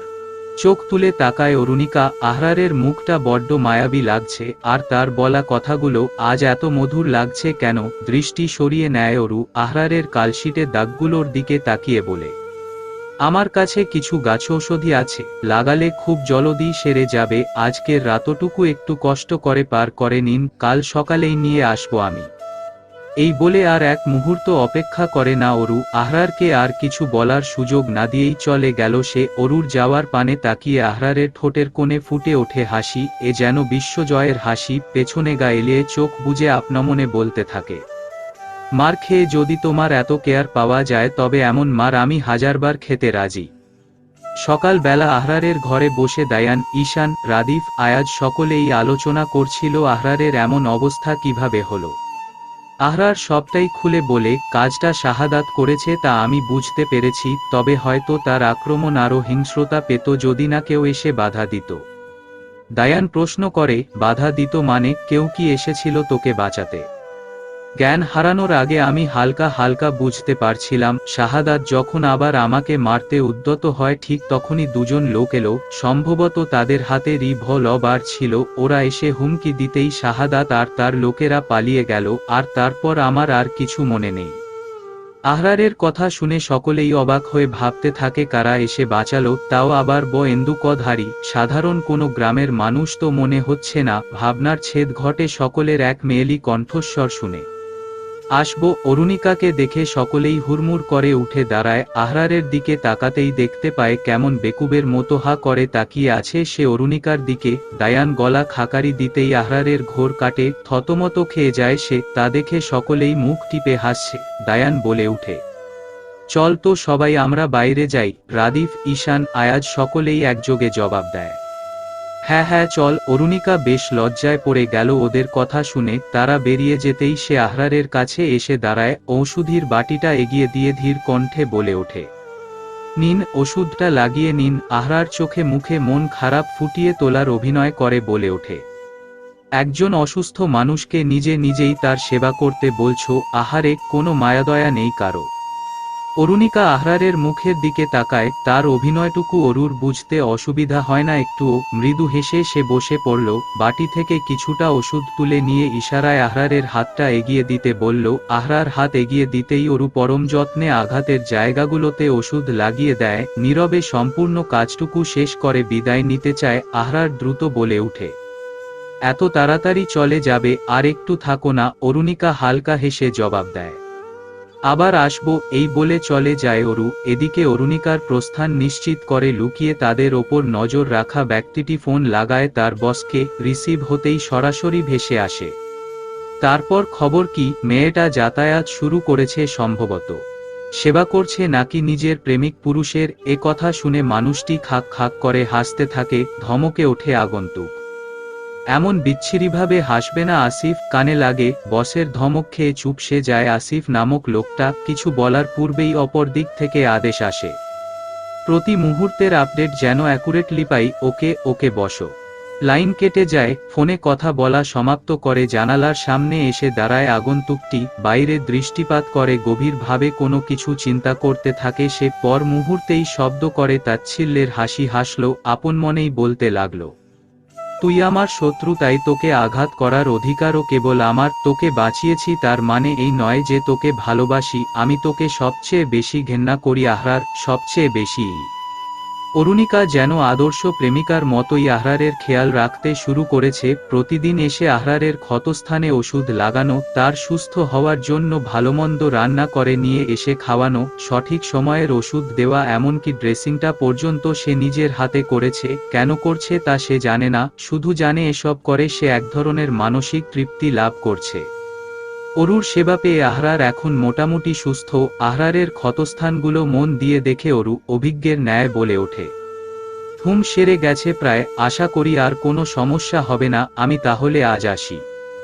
অরু উঠে চলে যায়। দরজার কাছে যেতেই আহরারের ডাক শুনে দাঁড়িয়ে পড়ে সে। অরু ঘুরে দাঁড়িয়ে আহরারের দিকে তাকায়। অরু ভ্রু উঁচিয়ে জানতে চায়, কি? আহরার এগিয়ে আসে। অরুণিকা আর তার মধ্যে কিছুটা দূরত্ব রেখে দাঁড়িয়েছে সে। মাভরা দৃষ্টিতে তাকিয়ে দেখে অরুকে। অরু বিব্রত বোধ করে, এলোমেলো দৃষ্টিতে এদিক ওদিক চাইতে থাকে। তখনই আহরারের ঘোরলাগা কণ্ঠস্বর শুনে থমকে যায় সে। আমার সাথে যাবে অরু, সারা জীবনের জন্য। থমকে গেলেও নিজেকে শান্ত রাখে অরু। সরাসরি আহরারের দিকে তাকায় না সে। দৃষ্টি অন্যদিকে রেখেই নম্রস্বরে জবাব দেয়, আপনি এখনো ওই ভান্নাতেই আটকে আছেন। তবে তুমি কি ভেবেছ, দুদিনের মোহ যে তুমি ফিরিয়ে দিলে আর আমি সব ভুলে চলে গেলাম? এবার চোখ তুলে তাকায় অরু, খানিকটা শক্ত কণ্ঠেই বলে উঠে, দেখুন, মন দিয়ে আমার কথাগুলো শুনুন এবং বোঝার চেষ্টা করুন। আহরার উদ্গ্রীব হয়ে অরুর কথা শোনার উদ্দেশ্যে চেয়ে থাকে, কিছুটা থেমে শ্বাস নেয় অরু, অতঃপর শান্ত কণ্ঠে বলে ওঠে, সকলের ভাষ্যমতে আমি একজন কুৎসিত মেয়ে, আর অন্যদিকে আপনি অত্যন্ত আকর্ষণীয় রূপের অধিকারী। তাছাড়া আপনার পারিবারিক অবস্থান আর আমাদের পারিবারিক অবস্থানের মধ্যেও রয়েছে বিস্তর ফারাক। আপনার পরিবারের সদস্যরা আমাকে সহজে গ্রহণ করতে পারবে না। এতে করে আপনাকে প্রচুর সমস্যার মধ্য দিয়ে পার হতে হবে। আর তারপর এভাবে চলতে চলতে একটা সময় আপনার মনে হবে আপনি ভুল করেছেন। আবেগ কেটে যাবে, তখন সবকিছুই তিক্ত মনে হবে। সুন্দর সাজানো গোছানো জীবনটা এলোমেলো হয়ে যাবে, কোনো কিছুই আর ঠিক করতে পারবেন না। তাই আমার পরামর্শ, ভুলে যান এসব, বাড়ি ফিরে যান, পরিবারের পছন্দে বিয়ে করে সুখী হন। দম নেয় অরুণিকা, উত্তরের আশায় আহরারের মুখের দিকে তাকায়, কিন্তু আহরার চুপ। একটু পর হাসতে শুরু করে সে, ধীরে ধীরে হাসতে হাসতে একটা সময় তা প্রকট আকার ধারণ করে। হাসতে হাসতে বিছানায় বসে পড়ে আহরার। অরুণিকা ভ্যাবাচ্যাকা খেয়ে যায়, ভাবতে থাকে, লোকটা শোকে পাগল হয়ে গেল না তো। কোনোরকমে নিজের হাসি নিয়ন্ত্রণ করে নেয় আহরার, তারপর পুনরায় উঠে দাঁড়িয়ে অরুণিকার মুখোমুখি হয়। মুহূর্তেই মুখমণ্ডল কঠিন করে ফেলে সে, অরুণিকার দিকে খানিকটা ঝুঁকে এসে কণ্ঠে গাম্ভীর্যতা টেনে বলে, এই যে বাড়ি ঘর কাজকর্ম সবকিছু ফেলে এখানে এসে পড়ে থাকলাম দিনের পর দিন, সারাটাক্ষণ পিছু পিছু ঘুরলাম তোমাকে ইমপ্রেস করার জন্য, তোমার ভাবনা জুড়ে নিজের অস্তিত্ব তৈরি করতে কত কিছু করে বেড়ালাম, মারও খেলাম, এসব কিছুকে কত সহজেই তুমি সংজ্ঞায়িত করে দিলে আবেগ নাম দিয়ে। বিদ্রুপাত্মক হাসে আহরার, কিছুটা পিছিয়ে যায়, এবার করুণ স্বরে বলে ওঠে, আর কি কি করলে আমি তোমার মন পাবো অরু, বলতে পারো? আহরারের কথা শুনে অরুর ভেতরটা চুরমার হয়ে যাচ্ছে যেন। সে তো সেদিনকার সেই লোকটার বলা কথাগুলো ভেবেই ভয় পাচ্ছে। তার জন্য এই মানুষটা কোনো সমস্যায় পড়ুক সে সেটা চায় না। কিভাবে বোঝাবে সে? আহরার ঝট করে এগিয়ে এসে অরুর দু বাহু ধরে কাছে টেনে আনে। দুজনের মধ্যকার দূরত্ব সম্পূর্ণভাবে ঘুচিয়ে দেয়। চোখে চোখ রেখে কোমল স্বরে বলে, কি হলো অরু, জবাব দিচ্ছ না কেন? আহরারের চোখে মুখে ফুটে ওঠা আকুতি অরুকে ফুরবল করে দিচ্ছে। ম্রিয়মাণ স্বরে জবাব দেয় সে, ভয়, বড্ড ভয় হচ্ছে। কিসের ভয়? আমি আছি তো। যত শক্তিশালী বাণী আসুক না কেন এই আহরার তার অরুণিকার সামনে বক্ষ মেলে ঢাল হয়ে থাকবে সর্বদা। যদি ঢাল সরে যায়, উহু, কক্ষনো না, শ্বাস প্রশ্বাসের ওঠানামা থাকবে যতদিন এই ঢাল ততদিন আগলে রাখবে তোমায়। ভয় পেও না অরু, বিশ্বাস রাখো। নিষ্পলক দৃষ্টিতে একে অপরের দিকে চেয়ে আছে দুজন। আহরারের কথা শুনে তাকে বিশ্বাস করতে ইচ্ছে হচ্ছে অরুর। সত্যিই বোধহয় সে রাজপুত্র পেয়ে গিয়েছে, যেমনটা আদ্রিকা বলতো। এই মানুষটাকে কি ফিরিয়ে দেওয়া উচিত? দরজার ঠক ঠক আওয়াজ শুনে ঘোর কাটে দুজনের। ছিটকে সরে যায় দুজন। অস্বস্তি এসে ভর করে অরুণিকার মধ্যে। বাইরে থেকে ভেসে আসে আদ্রিকার কণ্ঠস্বর, বুবু, সন্ধে নেমে এলো প্রায়, বাড়ি ফিরতে হবে এবার। লজ্জামিশ্রিত চাহনি মেলে একবার আহরারকে দেখে নেয় অরু, পরক্ষণেই দৃষ্টি ফিরিয়ে আর কিছু না বলেই ছুটে চলে যায়। আর সেই যাওয়ার দিকে একদৃষ্টিতে তাকিয়ে থাকে আহরার। আজ অনেকটা বেলা পর্যন্ত ঘুমাচ্ছে আহরার, তার সাথে আছে রাদিফ, সেও যেন আজ ঘুমকাতুরে হয়ে গিয়েছে। ধুম ধুম করে দরজায় আওয়াজ হতেই লাফিয়ে ওঠে রাদিফ, ঘুমের ব্যাঘাত ঘটায় বিরক্ত হয়ে পাশ ফিরে শুতে শুতে আহরার বলে ওঠে, কে রে এমন গর্দভের মতো দরজা ধাক্কাচ্ছে? দেখ তো রাদিফ। এদিকে ক্রমশ দরজা ধাক্কানোর আওয়াজ বৃদ্ধি পাচ্ছে, ঈশানের কণ্ঠস্বর শোনা গেল, দরজা খোল, দরজা খোল আহরার, রাদিফ দরজা খোল। ঈশানের ব্যতিব্যস্ত কণ্ঠস্বর শুনে আহরার, রাদিফ দুজনেই হুড়মুড়িয়ে উঠে পড়ে একে অপরের মুখ চাওয়াচাওয়ি করে। ব্যাপারটা কি? ঈশান এভাবে ডাকছে কেন? কোনো বিপদ নয় তো? আহরারই আগে ছুটে এসে দরজা খুলে দেখতে পায় ঈশান হাঁপাচ্ছে। আহরার কোনো প্রশ্ন করার আগেই ঈশান উত্তেজিত স্বরে বলতে থাকে, আরে শিগগির চল, মহা সর্বনাশ হয়ে গেছে। রাদিফ এগিয়ে এসে জিজ্ঞেস করে, কি হয়েছে রে, তুই এত ভয় পেয়ে আছিস কেন? ততক্ষণে আহরার ভেতরে এসে নিজের শার্টটা নিয়ে গায়ে জড়িয়ে নিল। বোতাম লাগাতে লাগাতেই শুনতে পেল ঈশান বলছে, অরুণিকা, অরুণিকাদের বাড়িতে বিচার বসেছে। অনেক বড় ঝামেলা লেগেছে। জলদি চল। অরুণিকার নাম শুনেই থেমে গিয়েছে আহরারের হাত, বোতাম লাগানো অসম্পূর্ণ রেখেই সে ছুটে বেরিয়ে গেল, এমনকি ঈশানের বলা কথাগুলোও সবটা শোনা হলো না তার। গ্রামের চেয়ারম্যান আকবর চৌধুরী থম মেরে বসে আছেন চেয়ারে। পাশেই বসে আছেন আরও দুজন, দায়ানের দাদা মকবুল মিয়া, আরও একজন প্রবীণ ব্যক্তি নিয়ামত আলী। তাছাড়া শাহাদাতের বাবা শাহিন নিয়াজিও উপস্থিত আছেন। মূলত গ্রামের যে কোনো সালিশি কাজে তারা সকলেই উপস্থিত থাকেন। মাঝে মাঝে এসব বিচার কার্যে জসিম উদ্দিনও থাকেন। অথচ আজ তার বাড়িতেই সালিশ। অপমানে মুখ থমথমে হয়ে আছে তার। বাবার সাথে জাহেদও আছেন। আজ তিনি দোকানে যাননি। গতকাল রাতেই চেয়ারম্যানের কর্মচারী এসে খবর দিয়ে গেল চেয়ারম্যান সাহেব বসবেন, তাই আজ বাড়িতে সকলেই উপস্থিত। বাড়ির উঠোনে চেয়ার পেতে রাখা আছে, কিছু দখল আর কিছু ফাঁকা। আরজু বেগম আর সেলিনা ভেতরের বারান্দায় বসে আছেন, তাদের সঙ্গে গ্রামের আরও কিছু মহিলাও রয়েছেন। বারান্দা থেকে উঠোনটা দেখা যায়, তাই কি চলছে বা কি কথা হচ্ছে সবটাই তারা জানবে। এদিকে অরুণিকা বারান্দার সাথে লাগোয়া ঘরটির দরজায় দাঁড়িয়ে আছে খানিকটা আড়াল হয়ে, সঙ্গে আদ্রিকাও। এই মুহূর্তে লজ্জায় অপমানে যতটা না তার কষ্ট হচ্ছে তার চেয়েও বেশি ভয় কাজ করছে। যেটার ভয় পেয়েছে এতদিন তাই হয়ে গেল না তো, তার চরিত্রে কলঙ্কের দাগ না লেগে যায়, তবে যে এ সমাজে তার বেঁচে থাকাই দায় হয়ে যাবে, ভুল না করেও কি তাকে শাস্তি পেতে হবে। কথা ছিল খুব একটা মানুষজনের উপস্থিতি থাকবে না, কিন্তু গ্রামের কৌতূহলী মানুষজনদের দমানো সম্ভব হলো না। ইতিমধ্যে অনেকেই উকিঝুঁকি মারতে শুরু করেছে, খুব শীঘ্রই ভিড় বেড়ে যাবে। এর মধ্যে শাহাদাতও উপস্থিত, তার সঙ্গীদের নিয়ে আয়সী ভঙ্গিতে জায়গামতো বসে এবার বিচারকার্য উপভোগ করবে তারা। তাদের মধ্যে একজন শাহাদাতকে উদ্দেশ্য করে বলে, যাক, ওদেরকে এইভাবে ফাঁসিয়ে ঠিকই করেছো ভাই, এটাই ছিল সবথেকে মোক্ষম চাল। শাহাদাত হেসে ওঠে, তারপর কিছুটা বিরক্তির সুরে জবাব দেয়, তোদের কি মনে হয় এই কাজ আমি করেছি? তুমি ছাড়া আর কে করবে শাহাদাত ভাই? ধুর্রর, আমি জানি না ওই শহুরে আহরারের বাচ্চা এখনো গ্রামে আছে। আমি ভেবেছিলাম মার খেয়ে ভেগেছে বোধহয়। তাহলে কে ছড়ালো এই কথা? শাহাদাত চিন্তিত ভঙ্গিতে জবাব দেয়, জানি না কে করেছে, তবে যে করেছে সে আমার অনেক উপকার করেছে। হাহ, এসব ভাবনা ছেড়ে এখন মজা নে। গলা খাকারি দিয়ে সবার দৃষ্টি আকর্ষণ করেন নিয়ামত আলী। তাহলে কথাবার্তা শুরু করা যাক। মকবুল মিয়া সম্মতি জানিয়ে বলেন, চেয়ারম্যান সাহেব আপনি বলেন। আকবর চৌধুরী গ্রামের চেয়ারম্যান হিসেবে যথেষ্ট সৎ ও নিষ্ঠাবান একজন মানুষ। ন্যায়প্রায়ণ সুবিচারক হিসেবে এই গ্রামসহ আশেপাশে বহু বহু গ্রামে তার সুখ্যাতি ছড়িয়ে আছে।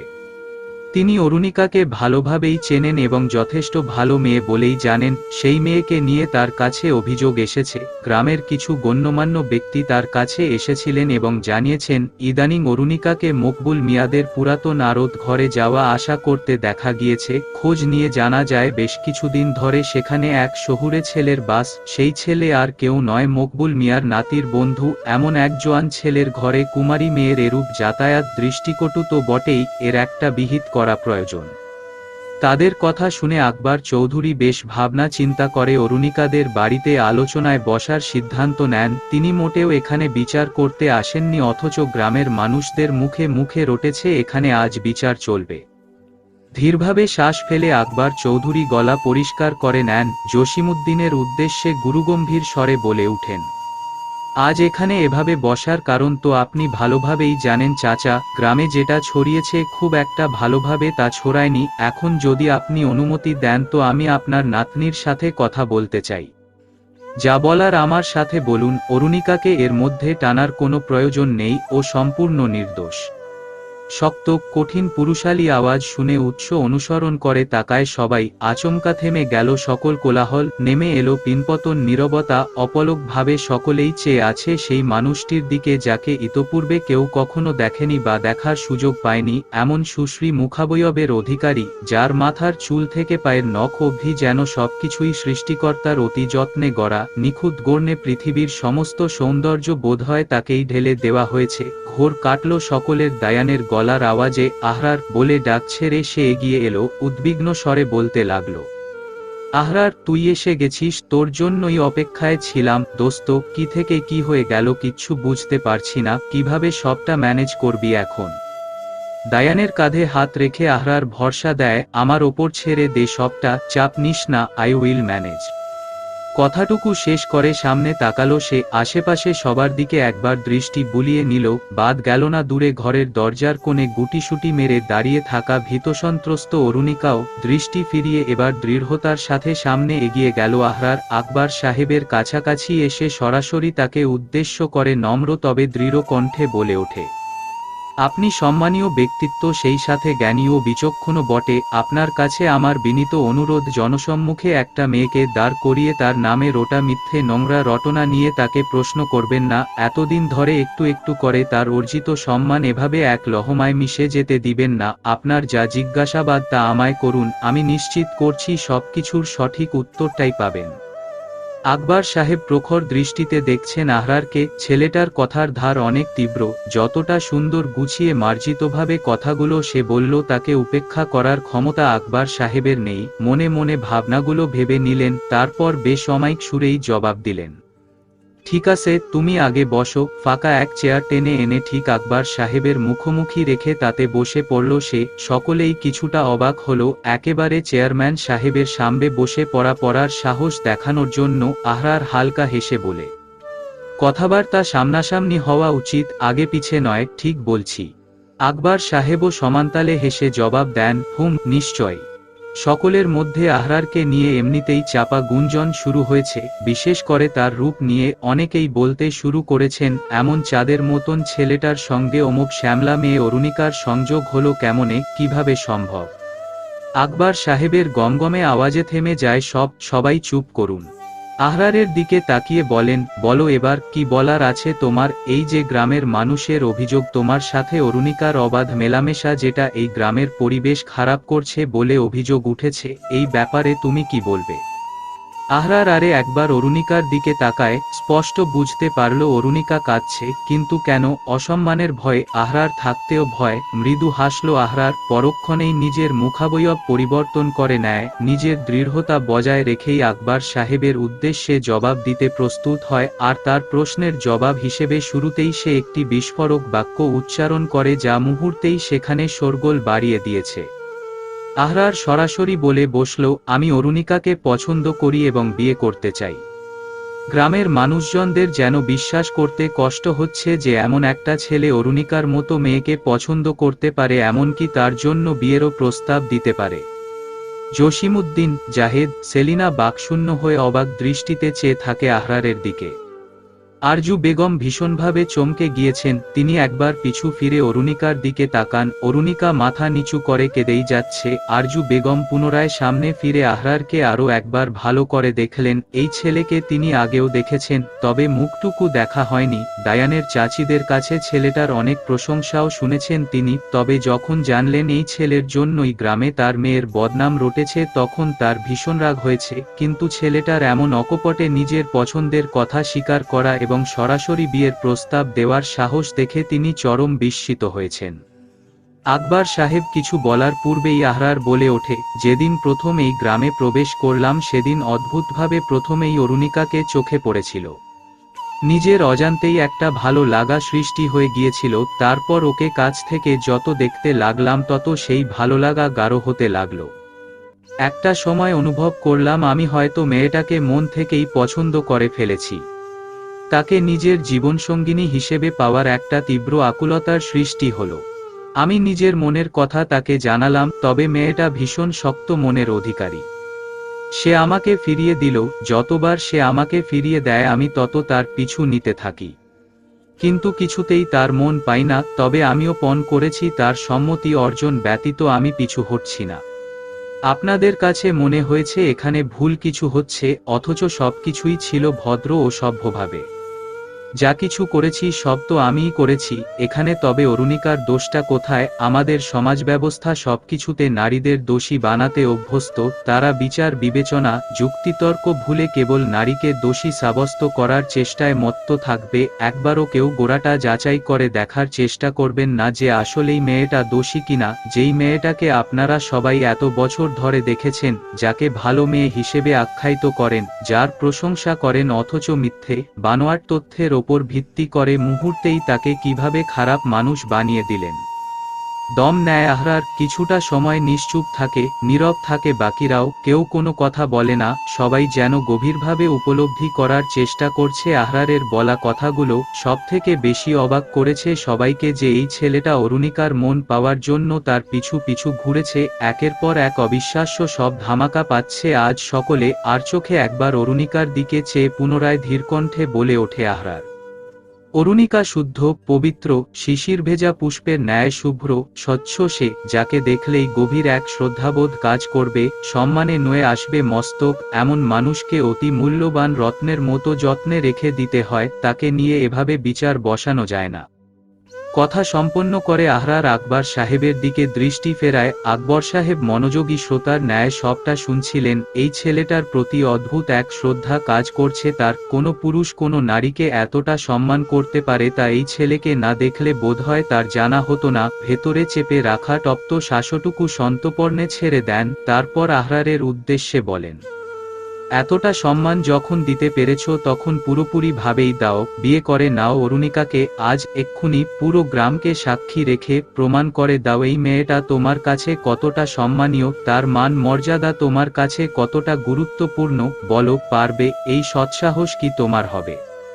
আকবর সাহেবের কথায় বাকিরাও সম্মতি প্রকাশ করেন। আহরার জবাব দেয় না, মৃদু হেসে উঠে দাঁড়ায় সে, ধীর পায়ে এগিয়ে যায় আরজু বেগমের কাছে, তার সামনে এসে হাঁটু গেড়ে বসে সে। আরজু বেগম ভরকে যান, নড়েচড়ে ওঠেন তিনি। আহরার ওভাবেই বসে থাকে, দুহাত জোর করে চোখ নামিয়ে রাখে, নত মস্তকে শান্ত স্বরে বলে ওঠে, একজন মা তার মেয়ের বিয়ে নিয়ে শুধু একটি চিন্তা করে যান, তার মেয়েটা সুখী হবে কিনা। একজন বিশ্বাসী, ভরসার মানুষ খোঁজেন যার হাতে মেয়েকে তুলে দিয়ে তিনি নিশ্চিন্তে দিন অতিবাহিত করতে পারবেন।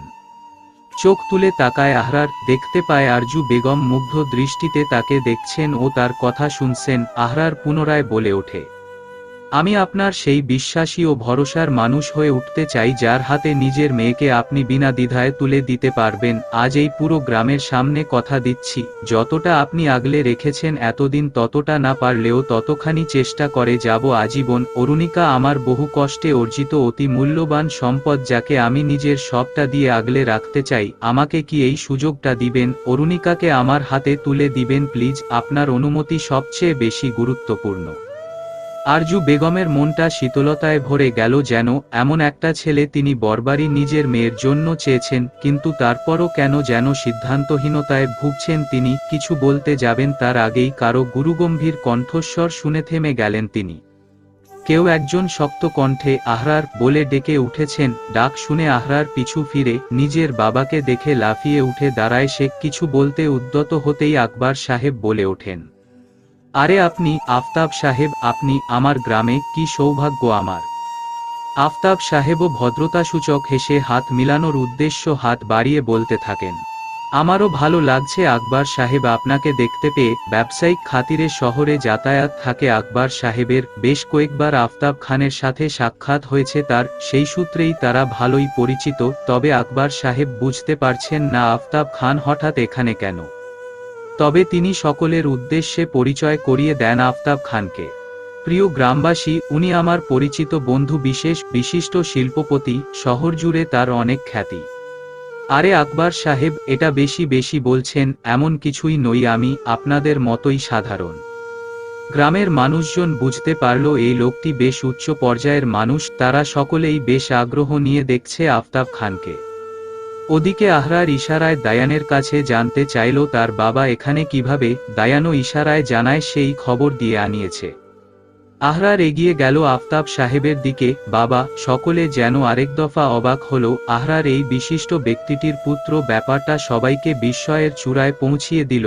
আকবর সাহেব হতবাক কণ্ঠে বলে ওঠেন, ও আপনার ছেলে? জি আমার ছেলে, আমার যোগ্য সুপুত্র। বলতে বলতে আহরারের পিঠ চাপড়ে দেন তিনি। এখানকার পরিস্থিতি সবটাই তিনি জানেন। দায়ানের খবর পেয়ে তিনি যখন এখানে আসছিলেন দায়ানকে বলেছিলেন ভিডিও কলে যুক্ত থেকে সবকিছু যেন তাকে দেখায়। তিনি দেখেছেন সবটা, ছেলের বলা সবকটা কথাও শুনেছেন। গর্বে তার বুকটা ভরে গেছে, কারণ তিনিও একটা সময় এভাবেই সম্মান ও মর্যাদা দিয়ে আহরারের মা তাসফিয়াকে বিয়ে করে নিয়ে গিয়েছিলেন। বাবা, তোমাকে আমি সবটা বুঝিয়ে বলছি, আমাকে কিছু বোঝাতে হবে না রে পাগলা, আমি সবটা জানি, আর এসেছি যখন তখন একেবারে ছেলের বউ নিয়েই ফিরি, কি বলিস? বলতে বলতেই চোখ টিপে দেন আফতাব সাহেব। বাবা, সত্যি? আফতাব সাহেব জসিমউদ্দিন এবং আরজু বেগম দুজনের উদ্দেশ্যে সামনে এসে দুহাত জোর করে বলেন, আমার ছেলেকে আমি যতটা চিনি তাতে একটা জিনিস আমি জোর দিয়ে বলতে পারি, ও কিন্তু ওর ওয়াদার বরখেলাপ করে না, নিজের ওয়াদা রক্ষার জন্য জানপ্রাণ লাগিয়ে দিবে, সে এটুকু গ্যারান্টি আমি দিতে পারি। তাই আমি অনুরোধ করব আপনাদের মেয়েটাকে আমার ছেলেটার জন্য দিয়ে দিন। জসিমউদ্দিন নমনীয় হেসে জবাব দেন, আপনার মতো মানুষ অনুরোধ করছেন আমার নাতনির জন্য, আর আপনার ছেলের কথাতে আমি যে জোর দেখেছি তাতে আমার অন্তত অমত করার আর জায়গা নেই। এবার বড়বু বলুক তার কি মতো। আফতাব সাহেব আরজু বেগমের দিকে তাকান। আরজু বেগম ভীষণ বিব্রত হয়ে পড়েন। তিনি একবার শ্বশুরের দিকে তাকান। জসিমউদ্দিন ইশারায় রাজি হতে বলেন। তা দেখে আরজু বেগমও এবার নম্র স্বরে জবাব দেন, বেশ, আমারও তবে আপত্তি নেই। এ পর্যায়ে জাহেদ মুখ খোলেন, বাবা, ছেলে চাইছেন ভালো কথা, কিন্তু পরিবারের বাকি সদস্যরা কি মেনে নিবেন? আফতাব সাহেবের ভেতরে একটা ভয় খেলে গেল জাহেদের কথা শুনে। তার মা গুলবাহার বেগম, যে আজও পর্যন্ত তাসফিয়াকে মেনে নেয়নি, সে কি অরুণিকাকে মেনে নিবে? কিন্তু ছেলের মুখের তাকিয়ে এই ভয়টাকে তিনি উড়িয়ে দিলেন, হাসিমুখে বললেন, ছেলে রাজি, ছেলেরা বাবা রাজি, আর ছেলের মায়েরও কোনো আপত্তি হবে না। ব্যাস, আর কার মতের প্রয়োজন? আরজু বেগম অরুণিকার কাছে আসেন। মেয়েটার কান্না থেমে গিয়েছে, কারণ যখন থেকে আহরারের সাথে তার বিয়ের কথা চলছে সে প্রথমে থমকে গেলেও পরবর্তী এক প্রকার ঘোরের মধ্যে চলে যায়। অস্থির হয়ে পড়ে সে। কেন এই অস্থিরতা তা সে বুঝতে পারে না। আরজু বেগম মেয়ের মাথায় হাত বুলিয়ে কোমলস্বরে প্রশ্ন করেন, অরুমা, এই বিয়েতে তোর কোনো আপত্তি নেই তো? পাশ থেকে আদ্রিকা ফিসফিসিয়ে বলে যাচ্ছে, না বুবু না, দোহায় তোমার, মানা করো না। কি জানি কি ভেবে অরুণিকার আর আপত্তি করার সাহস হলো না। সে ধীরভাবে দুপাশে মাথা নাড়িয়ে আপত্তি নেই বোঝায়। আরজু বেগম খুশি মনে চলে যান। শ্বশুর দেবরকে উদ্দেশ্য করে সবকিছুর ব্যবস্থা করতে বলেন। এদিকে আকবর সাহেব ও আফতাব সাহেবের অনুমতি নিয়ে তার কর্মচারীদের উদ্দেশ্যে বলেন, ভালো একজন কাজীর ব্যবস্থা করতে, যত দ্রুত সম্ভব যেন বিয়ের আয়োজন হয়। দায়ান, রাদিফ, ঈশান এসে আহরারকে হালকা ধাক্কা দিতে থাকে আর বলতে থাকে, কি গো রূপবান, অবশেষে তোমার শ্যামবতীকে তুমি পেয়েই যাচ্ছ। বলতে বলতে সকলে চাপা হাসিতে ফেটে পড়ে। এদিকে আহরার লাজুক হেসে কপালে আঙুল ঘষতে থাকে, আর চোখে একবার সেই ঘরের দরজার দিকে চাইতেন, দেখতে পায় আড়াল থেকে চোরাচোখে চেয়ে থাকা অরুণিকাকে। শুভ বিবাহ। স্বল্প সময়ের মধ্যে বিয়ের আয়োজন করা হয়েছে। আরজু বেগম নিজের বিয়ের শাড়িটিই মেয়েকে পরিয়ে দিয়েছেন, তবে অরুর জন্য গড়িয়ে রাখা কিছু গয়না ছিল এবং নিজের কিছু গয়না সহ সাজিয়ে দিয়েছেন মেয়েকে। গ্রামের মেয়ে বউরা সকলেই অরুণিকাকে ঘিরে রয়েছে। অনেকের অনেক রকম মন্তব্য। কেউ কেউ তো বিশ্বাস করতেই পারছে না অরুণিকার মতো মেয়ে অত্য সুন্দর বর পাবে। কেউ কেউ হিংসার বশীভূত হয়ে নাক মুখ সিটকে খোঁচামারা কথা বলে যাচ্ছে। তবে এদের মধ্যে শুভাকাঙ্ক্ষীও অনেকে রয়েছে যারা সত্যি মন থেকে খুশি হয়েছে। এদিকে এই গ্রাম সহ আশপাশ থেকেও বিভিন্ন গ্রামের মানুষজন দলে দলে আসতে শুরু করেছে এই অদ্ভুত বিয়ে দেখতে। সকলের মুখে মুখে রটে গিয়েছে, এক অসম্ভব সুন্দর রূপবান এসেছে অরুণিকার মতো শ্যামা মেয়েকে বিয়ে করতে। সকলেই এই রূপবানকে এক নজর দেখার জন্য ভিড় করছে। বাইরের বারান্দায় পার্টি বিছানো, সেখানে বরসহ বাকি পুরুষ সদস্যরা বসেছেন। গুরুজনেরা সামনে পেতে রাখা চেয়ারে বসে আছেন। কাজী সাহেব কাবিননামা ঠিকঠাক করছেন। আর এরই মধ্যে শুরু হয়ে গিয়েছে বন্ধুদের খুনসুটি। ঈশান হুট করেই আহরারের কোমরে গুঁতো দিয়ে বলছে, কিরে নতুন বর, এমনে বইসা আছস ক্যা, মুখে রুমাল দে। রাদিফও সায় জানিয়ে বলে, ঠিক ঠিক, বাংলা সিনেমায় দেখেছিলাম বরেরা মুখে রুমাল চেপে বিয়ে করতে যেত, নে নে তুইও রুমাল চাপ। আহরার চাপা ধমকে বলে ওঠে, চুপ কর শালারা, একদম ভেজাল করবি না, শান্তিমতো বিয়েটা করতে দে। দায়ান বিদ্রুপ করে বলে ওঠে, শান্তিমতো বিয়া করবা শোনা, যেই অ্যাডভেঞ্চার মারাইয়া বিয়া করতাছ তুমি, শান্তি শব্দ ভুলে যাও, বউ নিয়া বাড়ি যাও, তারপর বুঝবা। ঈশান বিরক্তির স্বরে বলে, আরে বিয়ের পরের কথা পড়ে, আগে ওর মুখে রুমাল চাপা দরকার। দায়ান ওর পকেট থেইকা রুমাল বাইর করত। যেই কথা সেই কাজ। দায়ান জোর করে আহরারের পকেট হাতড়ে রুমাল বের করলো, আর সেই রুমাল তিন বন্ধু মিলে আহরারের মুখে ঠেসে ধরার চেষ্টা করতে থাকে। বেচারা আহরার চেয়েও যেন আটকাতে পারছে না, কি এক মুসিবত। ঈশান বলছে, নে শালা বর, মুখে রুমাল দে দে। রাদিফ, দায়ানও সুর মিলিয়ে বলে ওঠে, দে দে। এ যেন রীতিমতো এক যুদ্ধক্ষেত্র বাঁধিয়ে দিয়েছে, কিন্তু বেশিক্ষণ চালাতে পারল না। কাজী সাহেবের ডাকে থেমে যেতে হলো তাদের। এবার বিয়ে পড়ানো শুরু হবে। সকলের সম্মতিতে কাজী সাহেব বিয়ে পড়াতে শুরু করলেন। এবার আহরার বুঝতে পারল তার ভেতরেও প্রচণ্ড অস্থিরতা শুরু হয়েছে। ভেতর কাঁপছে, হাত পা ও কেমন ঠান্ডা ঠান্ডা অনুভব হচ্ছে। কি অদ্ভুত! কাজী সাহেবের উচ্চারিত প্রতিটি শব্দমালা আহরার মন দিয়ে শুনল। ঠিক যেই মুহূর্তে অরুণিকাকে স্ত্রী হিসেবে গ্রহণ করার উদ্দেশ্যে কবুল বলতে বলেন, এক অদ্ভুত আবেশে চোখ বুজে আহরার অরুণিকার মুখটুকু কল্পনায় ভাসিয়ে তোলে। ঠোঁটের কোণে আবেশীয় হাসি ফুটিয়ে উচ্চারণ করে সেই পবিত্র শব্দদ্বয়, আলহামদুলিল্লাহ কবুল। পরপর তিনবার একইভাবে কবুল বলা সমাপ্ত করে কাজী সাহেব এবার কাবিননামায় আহরারের সিগনেচার নিয়ে চলে গেলেন অরুণিকার কাছে। কাজী সাহেবের উপস্থিতি টের পেয়ে সকলেই চুপচাপ। জড়সড় হয়ে বসে থাকা অরুণিকা এবার যেন কাঠোকাঠ হয়ে রইল। একটুও নড়নচড়ন নেই, নিঃশ্বাসটাও ঠিকমতো নিচ্ছে না, যেন ওইটুকু নড়াচড়াও করা বারণ। হাত পা ঘেমে গিয়েছে তার, থেকে থেকে কেমন কেঁপে কেঁপে উঠছে। এখনও সে বুঝে উঠতে পারছে না তার সাথে কি হচ্ছে। কাজী সাহেব বলে যাচ্ছেন, কথাগুলো কতটা সে শুনছে তা জানে না, কিন্তু যখন শুনল আহরার খানকে স্বামী হিসেবে গ্রহণ করতে সে রাজি কিনা, তখনই এক অদ্ভুত শিহরণ অনুভব করল সে। আহরার আর স্বামী শব্দ দুটো ভেতরে গিয়ে বাড়ি খাচ্ছে তার। কবুল বলার জন্য আদ্রিকা ঠেলতে শুরু করেছে। কি হলো বুবু, চুপ করে আছো কেন? কবুল বলে দাও। সকলেই তাগাদা দিতে লাগলো কবুল বলার জন্য। এদিকে কাঁপুনি বেড়ে গিয়েছে অরুণিকার। অস্থিরতায় বারবার হাত মুঠো করছে, আবার খুলছে। গলা শুকিয়ে যেন কাঠ হয়ে গিয়েছে তার। বারবার ঢোক গিলছে, চেয়েও যেন মুখ দিয়ে কোনো শব্দ বের করতে পারছে না সে। মায়ের দিকে তাকাতেই মা আশ্বাস দিলেন চোখের ইশারায়। নিজেকে কিছুটা শান্ত করে ধীরভাবে কাঁপা কাঁপা কণ্ঠে উচ্চারিত করে, আলহামদুলিল্লাহ কবুল। পরপর তিনবার কবুল বলানো হলে সকলেই সমস্বরে উচ্চারণ করে, আলহামদুলিল্লাহ। কাজী সাহেব বলেন, বিবাহ সুসম্পন্ন। সমস্তটায় কর্ণগোচর হয় বাইরে বসা আহরারের। অরুণিকার প্রথমবার কবুল বলাটা কানে এসে লাগতেই পরম তৃপ্তিতে চোখ বুজে নেয় আহরার। বিবাহ সুসম্পন্ন কথাটুকু শুনে সে মনে মনে বলে ওঠে, আজ অরুণিকা আহরারের স্ত্রী রূপে স্বীকৃতি পেল। পরিপূর্ণভাবে অরুণিকা আহরারের হল। সারা জীবনের জন্য অরুণিকা বাধা পড়ল আহরারের জীবনের সাথে। অরুণিকা তার স্ত্রী। ভাবতে ভাবতেই মৃদু শব্দ করে হাসল সে। সেই হাসি নিয়েই বিড়বিড়িয়ে বলতে থাকে, অরু আমার বউ, বিয়ে শেষে এবার বিদায়ের পালা। অরুণিকা তার দাদার কাছে যায়। জসিমুদ্দিন নাতনিকে দুহাতে বুকে জড়িয়ে নেন। হুহু করে কাঁদতে শুরু করে অরু। কাঁদতে কাঁদতে বলে, দাদুভাই, ঠিকমতো খাওয়া দাওয়া করো, অনিয়ম করবে না কিন্তু শরীর খারাপ করবে।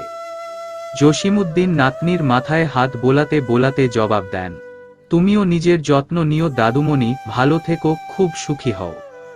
বলতে বলতে চোখ মোছেন তিনি। অরুণিকা তার চাচার কাছে আসে। চাচার চোখে অশ্রু টলমল। জাহেদও অরুণিকার মাথায় হাত রেখে বলেন, তোর জীবনে এবার থেকে যেন শুধু সুখ আর সুখই হয় মা, দুঃখ যেন তোকে আর ছুঁতে না পারে।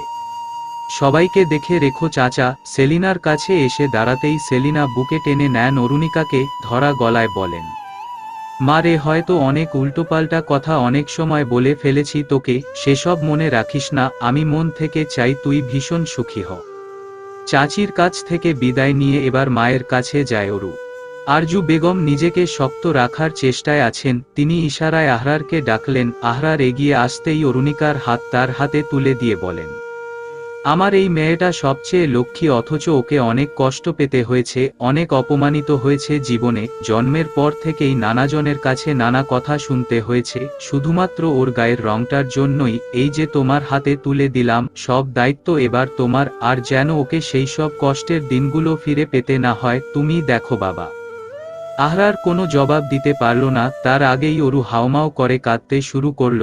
আরজু বেগমও আর নিজেকে শক্ত রাখতে পারলেন না, তিনিও কাঁদছেন। তার কলিজায় বেঁধে রাখা সম্পদ, তার নারীছেঁড়া ধন আজ পর হয়ে যাচ্ছে। চাইলেও মেয়েকে আর এভাবে পাওয়া হবে না তার। মাকে শক্তভাবে জড়িয়ে ধরে হাহাকার করে কাঁদছে অরু। আদ্রিকাও এসে একপাশ থেকে জড়িয়ে নেয়, সেও কাঁদছে সমান তালে। মা মেয়েদের এমন ক্রন্দনরত দৃশ্য সকলকে ব্যথিত করছে, সকলের চোখেই অশ্রুর ভিড়। আহরারের বুকটা ফেটে যাচ্ছে অরুকে এভাবে কাঁদতে দেখে। তার ইচ্ছে করছে সমস্ত চোখের পানি গায়েব করে দিতে, কান্না নামক শব্দটিকেই চিরতরে নিশ্চিহ্ন করে দিতে, অরুণিকার মন থেকে সকল কষ্ট নিমিষেই দূরীভূত করে দেওয়ার তীব্র ইচ্ছে গ্রাস করছে তাকে। মনে মনে বলে ওঠে, এমনভাবে আর কখনোই তোমাকে কাঁদতে দেব না অরু, কখনোই না। সকলের কাছ থেকে বিদায় নিয়ে আহরার এবার অরুণিকাকে নিয়ে চলল তার বাড়ির উদ্দেশ্যে। তার বাবার আনা গাড়িতেই তারা বসল। আয়াজ ড্রাইভ করছে, পাশেই আফতাব সাহেব বসেছেন, পেছনে আহরার আর অরুণিকা। অদ্ভুত অনুভূতিতে ছেয়ে আছে অরুণিকার মন। সে জানে না সে কোথায় যাচ্ছে, তবে আহরারের প্রতি তার একটা বিশ্বাস কাজ করছে। এটুকু সে বুঝেছে, এই মানুষটা আর যাই হোক তাকে একা করে যাবে না। হুট করে লুকিং গ্লাসে চোখ পড়তেই দেখতে পায় আহরার তার দিকেই তাকিয়ে আছে একদৃষ্টে। বিব্রত হয়ে পড়ে সে আরো জোরসড় হয়ে গুটিয়ে নেয় নিজেকে। আহরারের ঠোঁটের কোণে খেলে যায় সূক্ষ্ম হাসি। সন্ধ্যা নেমে এসেছে, অন্ধকারে ছেয়ে গেছে চারিদিক। সিটে গা এলিয়ে দেয় ক্লান্ত আহরার, চোখ বুজে রেখেছে সেদিকে। এক পলক তাকিয়ে দৃষ্টি বাইরে ফেলতেই শিউরে উঠল অরু। আলগোছে তার এক হাত নিজের হাতের মুঠোয় পুরে নিয়েছে আহরার। অন্ধকারে কারো বোঝার উপায় নেই। অরুণিকা কিছু বলে না, স্থির হয়ে ওভাবেই বসে থাকে। গ্রাম ছেড়ে শহরের রাস্তায় উঠল তাদের গাড়িটি। কিছু দূর যেতেই অরুণিকার শরীর খারাপ করতে শুরু করলো। হাঁসফাঁস করতে থাকে সে, কিন্তু কাউকে কিছু বলছে না। তার অস্বাভাবিক নড়াচড়াতে ধর্মরিয়ে উঠে বসে আহরার। ব্যতিব্যস্ত হয়ে অরুণিকাকে প্রশ্ন করে, কি হয়েছে অরু, কোনো সমস্যা? কেমন যেন অস্থির অস্থির লাগছে। আয়াজ একটু সাইড করে গাড়ি থামাতো। আফতাব সাহেবের কথায় আয়াজ রাস্তার পাশে গাড়ি থামালো। পিছু ফিরে আফতাব সাহেব বলে উঠেন, বৌমার শরীর খারাপ লাগছে বোধহয়। অরুণিকা মা, তুমি বরং গাড়ি থেকে নেমে একটু হাঁটাহাঁটি করো, ভালো লাগবে। আহরার নেমে পড়ে গাড়ি থেকে, দরজা খুলে দিয়ে অরুণিকাকেও নামায়। জায়গাটা কিছুটা ফাঁকা রয়েছে, গাছগাছালিতে ভরা, বেশ সুন্দর হাওয়া দিচ্ছে, মন প্রাণ জুড়িয়ে দেওয়ার মতোই। অরুণিকা প্রাণভরে শ্বাস নিল। এদিকে গাড়ি থেকে পানি আনতে গিয়ে আহরার দেখে পানি নেই। আয়াজকে কিছুটা বকাবকি করে সে অরুণিকাকে এসে বলে, অরু তুমি একটু অপেক্ষা করো, আমি দেখি আশেপাশে কোথাও পানি পাওয়া যায় কিনা। একটু পানি খেয়ে হাত মুখ ধুলে কিছুটা রিল্যাক্স লাগবে। অরু মাথা নাড়িয়ে সায় জানাতেই আহরার চলে যায় পানির খোঁজে। আয়াজ গাড়ি চেক করছে সবকিছু ঠিকঠাক আছে কিনা। আফতাব সাহেব অরুণিকার পাশে এসে দাঁড়ান। অরুণিকা সংকোচে পড়ে যায়, আঙুলের নখ খুঁটতে থাকে সে। আফতাব সাহেব হেসে ফেলেন অরুণিকার জোরতা দেখে, তাকে সহজ করার জন্য বলে ওঠেন, শোনো মা অরুণিকা, একদম আমাকে শ্বশুর ভাববে না, বুঝেছ? বাবা ভাববে। বাবা? আমি কিন্তু তোমার বাবা হই। অরুণিকা চোখ তুলে তাকায় শ্বশুরের দিকে। তার নিজের বাবার কথা বড্ড মনে পড়ছে। আজ যদি তার সাথে তার বাবা থাকতো কেমন হতো সবকিছু। ভাবতে ভাবতেই বুক চিরে দীর্ঘশ্বাস বেরিয়ে আসে তার। আফতাব সাহেব অরুর মাথায় এক হাত রেখে কোমলস্বরে বলে ওঠেন, মা তোমাকে কিছু কথা বলি। তোমাকে দেখেই মনে হয় তুমি বেশ নরম মনের মানুষ। তাই শ্বশুর হিসেবে নয়, বাবা হিসেবে তোমায় কিছু পরামর্শ দিব। এই যে তুমি একটা বাড়িতে বউ হয়ে যাচ্ছ, সেই বাড়িটি কিন্তু যৌথ পরিবার। আর কি জানো, একটা যৌথ পরিবারের সব সদস্য কিন্তু একই রকম হয় না, মন মানসিকতার পার্থক্য থাকে। এখানে সবকিছু নিয়ে যেমন বেশি নাড়াঘাটা করা উচিত নয়, তেমনি সবকিছুকে প্রশ্রয় দেওয়াও উচিত হবে না। বাকিটা তুমি নিজ জ্ঞানে পরিস্থিতি বুঝেই বিবেচনা করে নিও। কিন্তু দিন শেষে আমার ছেলেটাকে সুখী করো, কারণ যে মানুষটার ভরসায়, যার হাত ধরে তুমি ওই বাড়িতে যাচ্ছ, সেই মানুষটাকে তুমি সর্বদা তোমার পাশে পাবে। আর এই বুড়ো বাবাটাও কিন্তু তোমার সাথে আছে, তাই ভয় পেও না কখনো। নিজের মনকে ফুরবল হতে দিও না। মাথা নিচু করে সমস্ত কথা মন দিয়ে শুনল অরু। সে জানে না তার শ্বশুরমশাই কেন এই কথাগুলো বলেছেন, তবে এটুকু বুঝল ভবিষ্যতে এই জ্ঞানগুলো তার কাজে আসবে। আমার কথাগুলো বুঝতে পেরেছ তো মা? মাথা নাড়িয়ে হ্যাঁ জানায় অরু।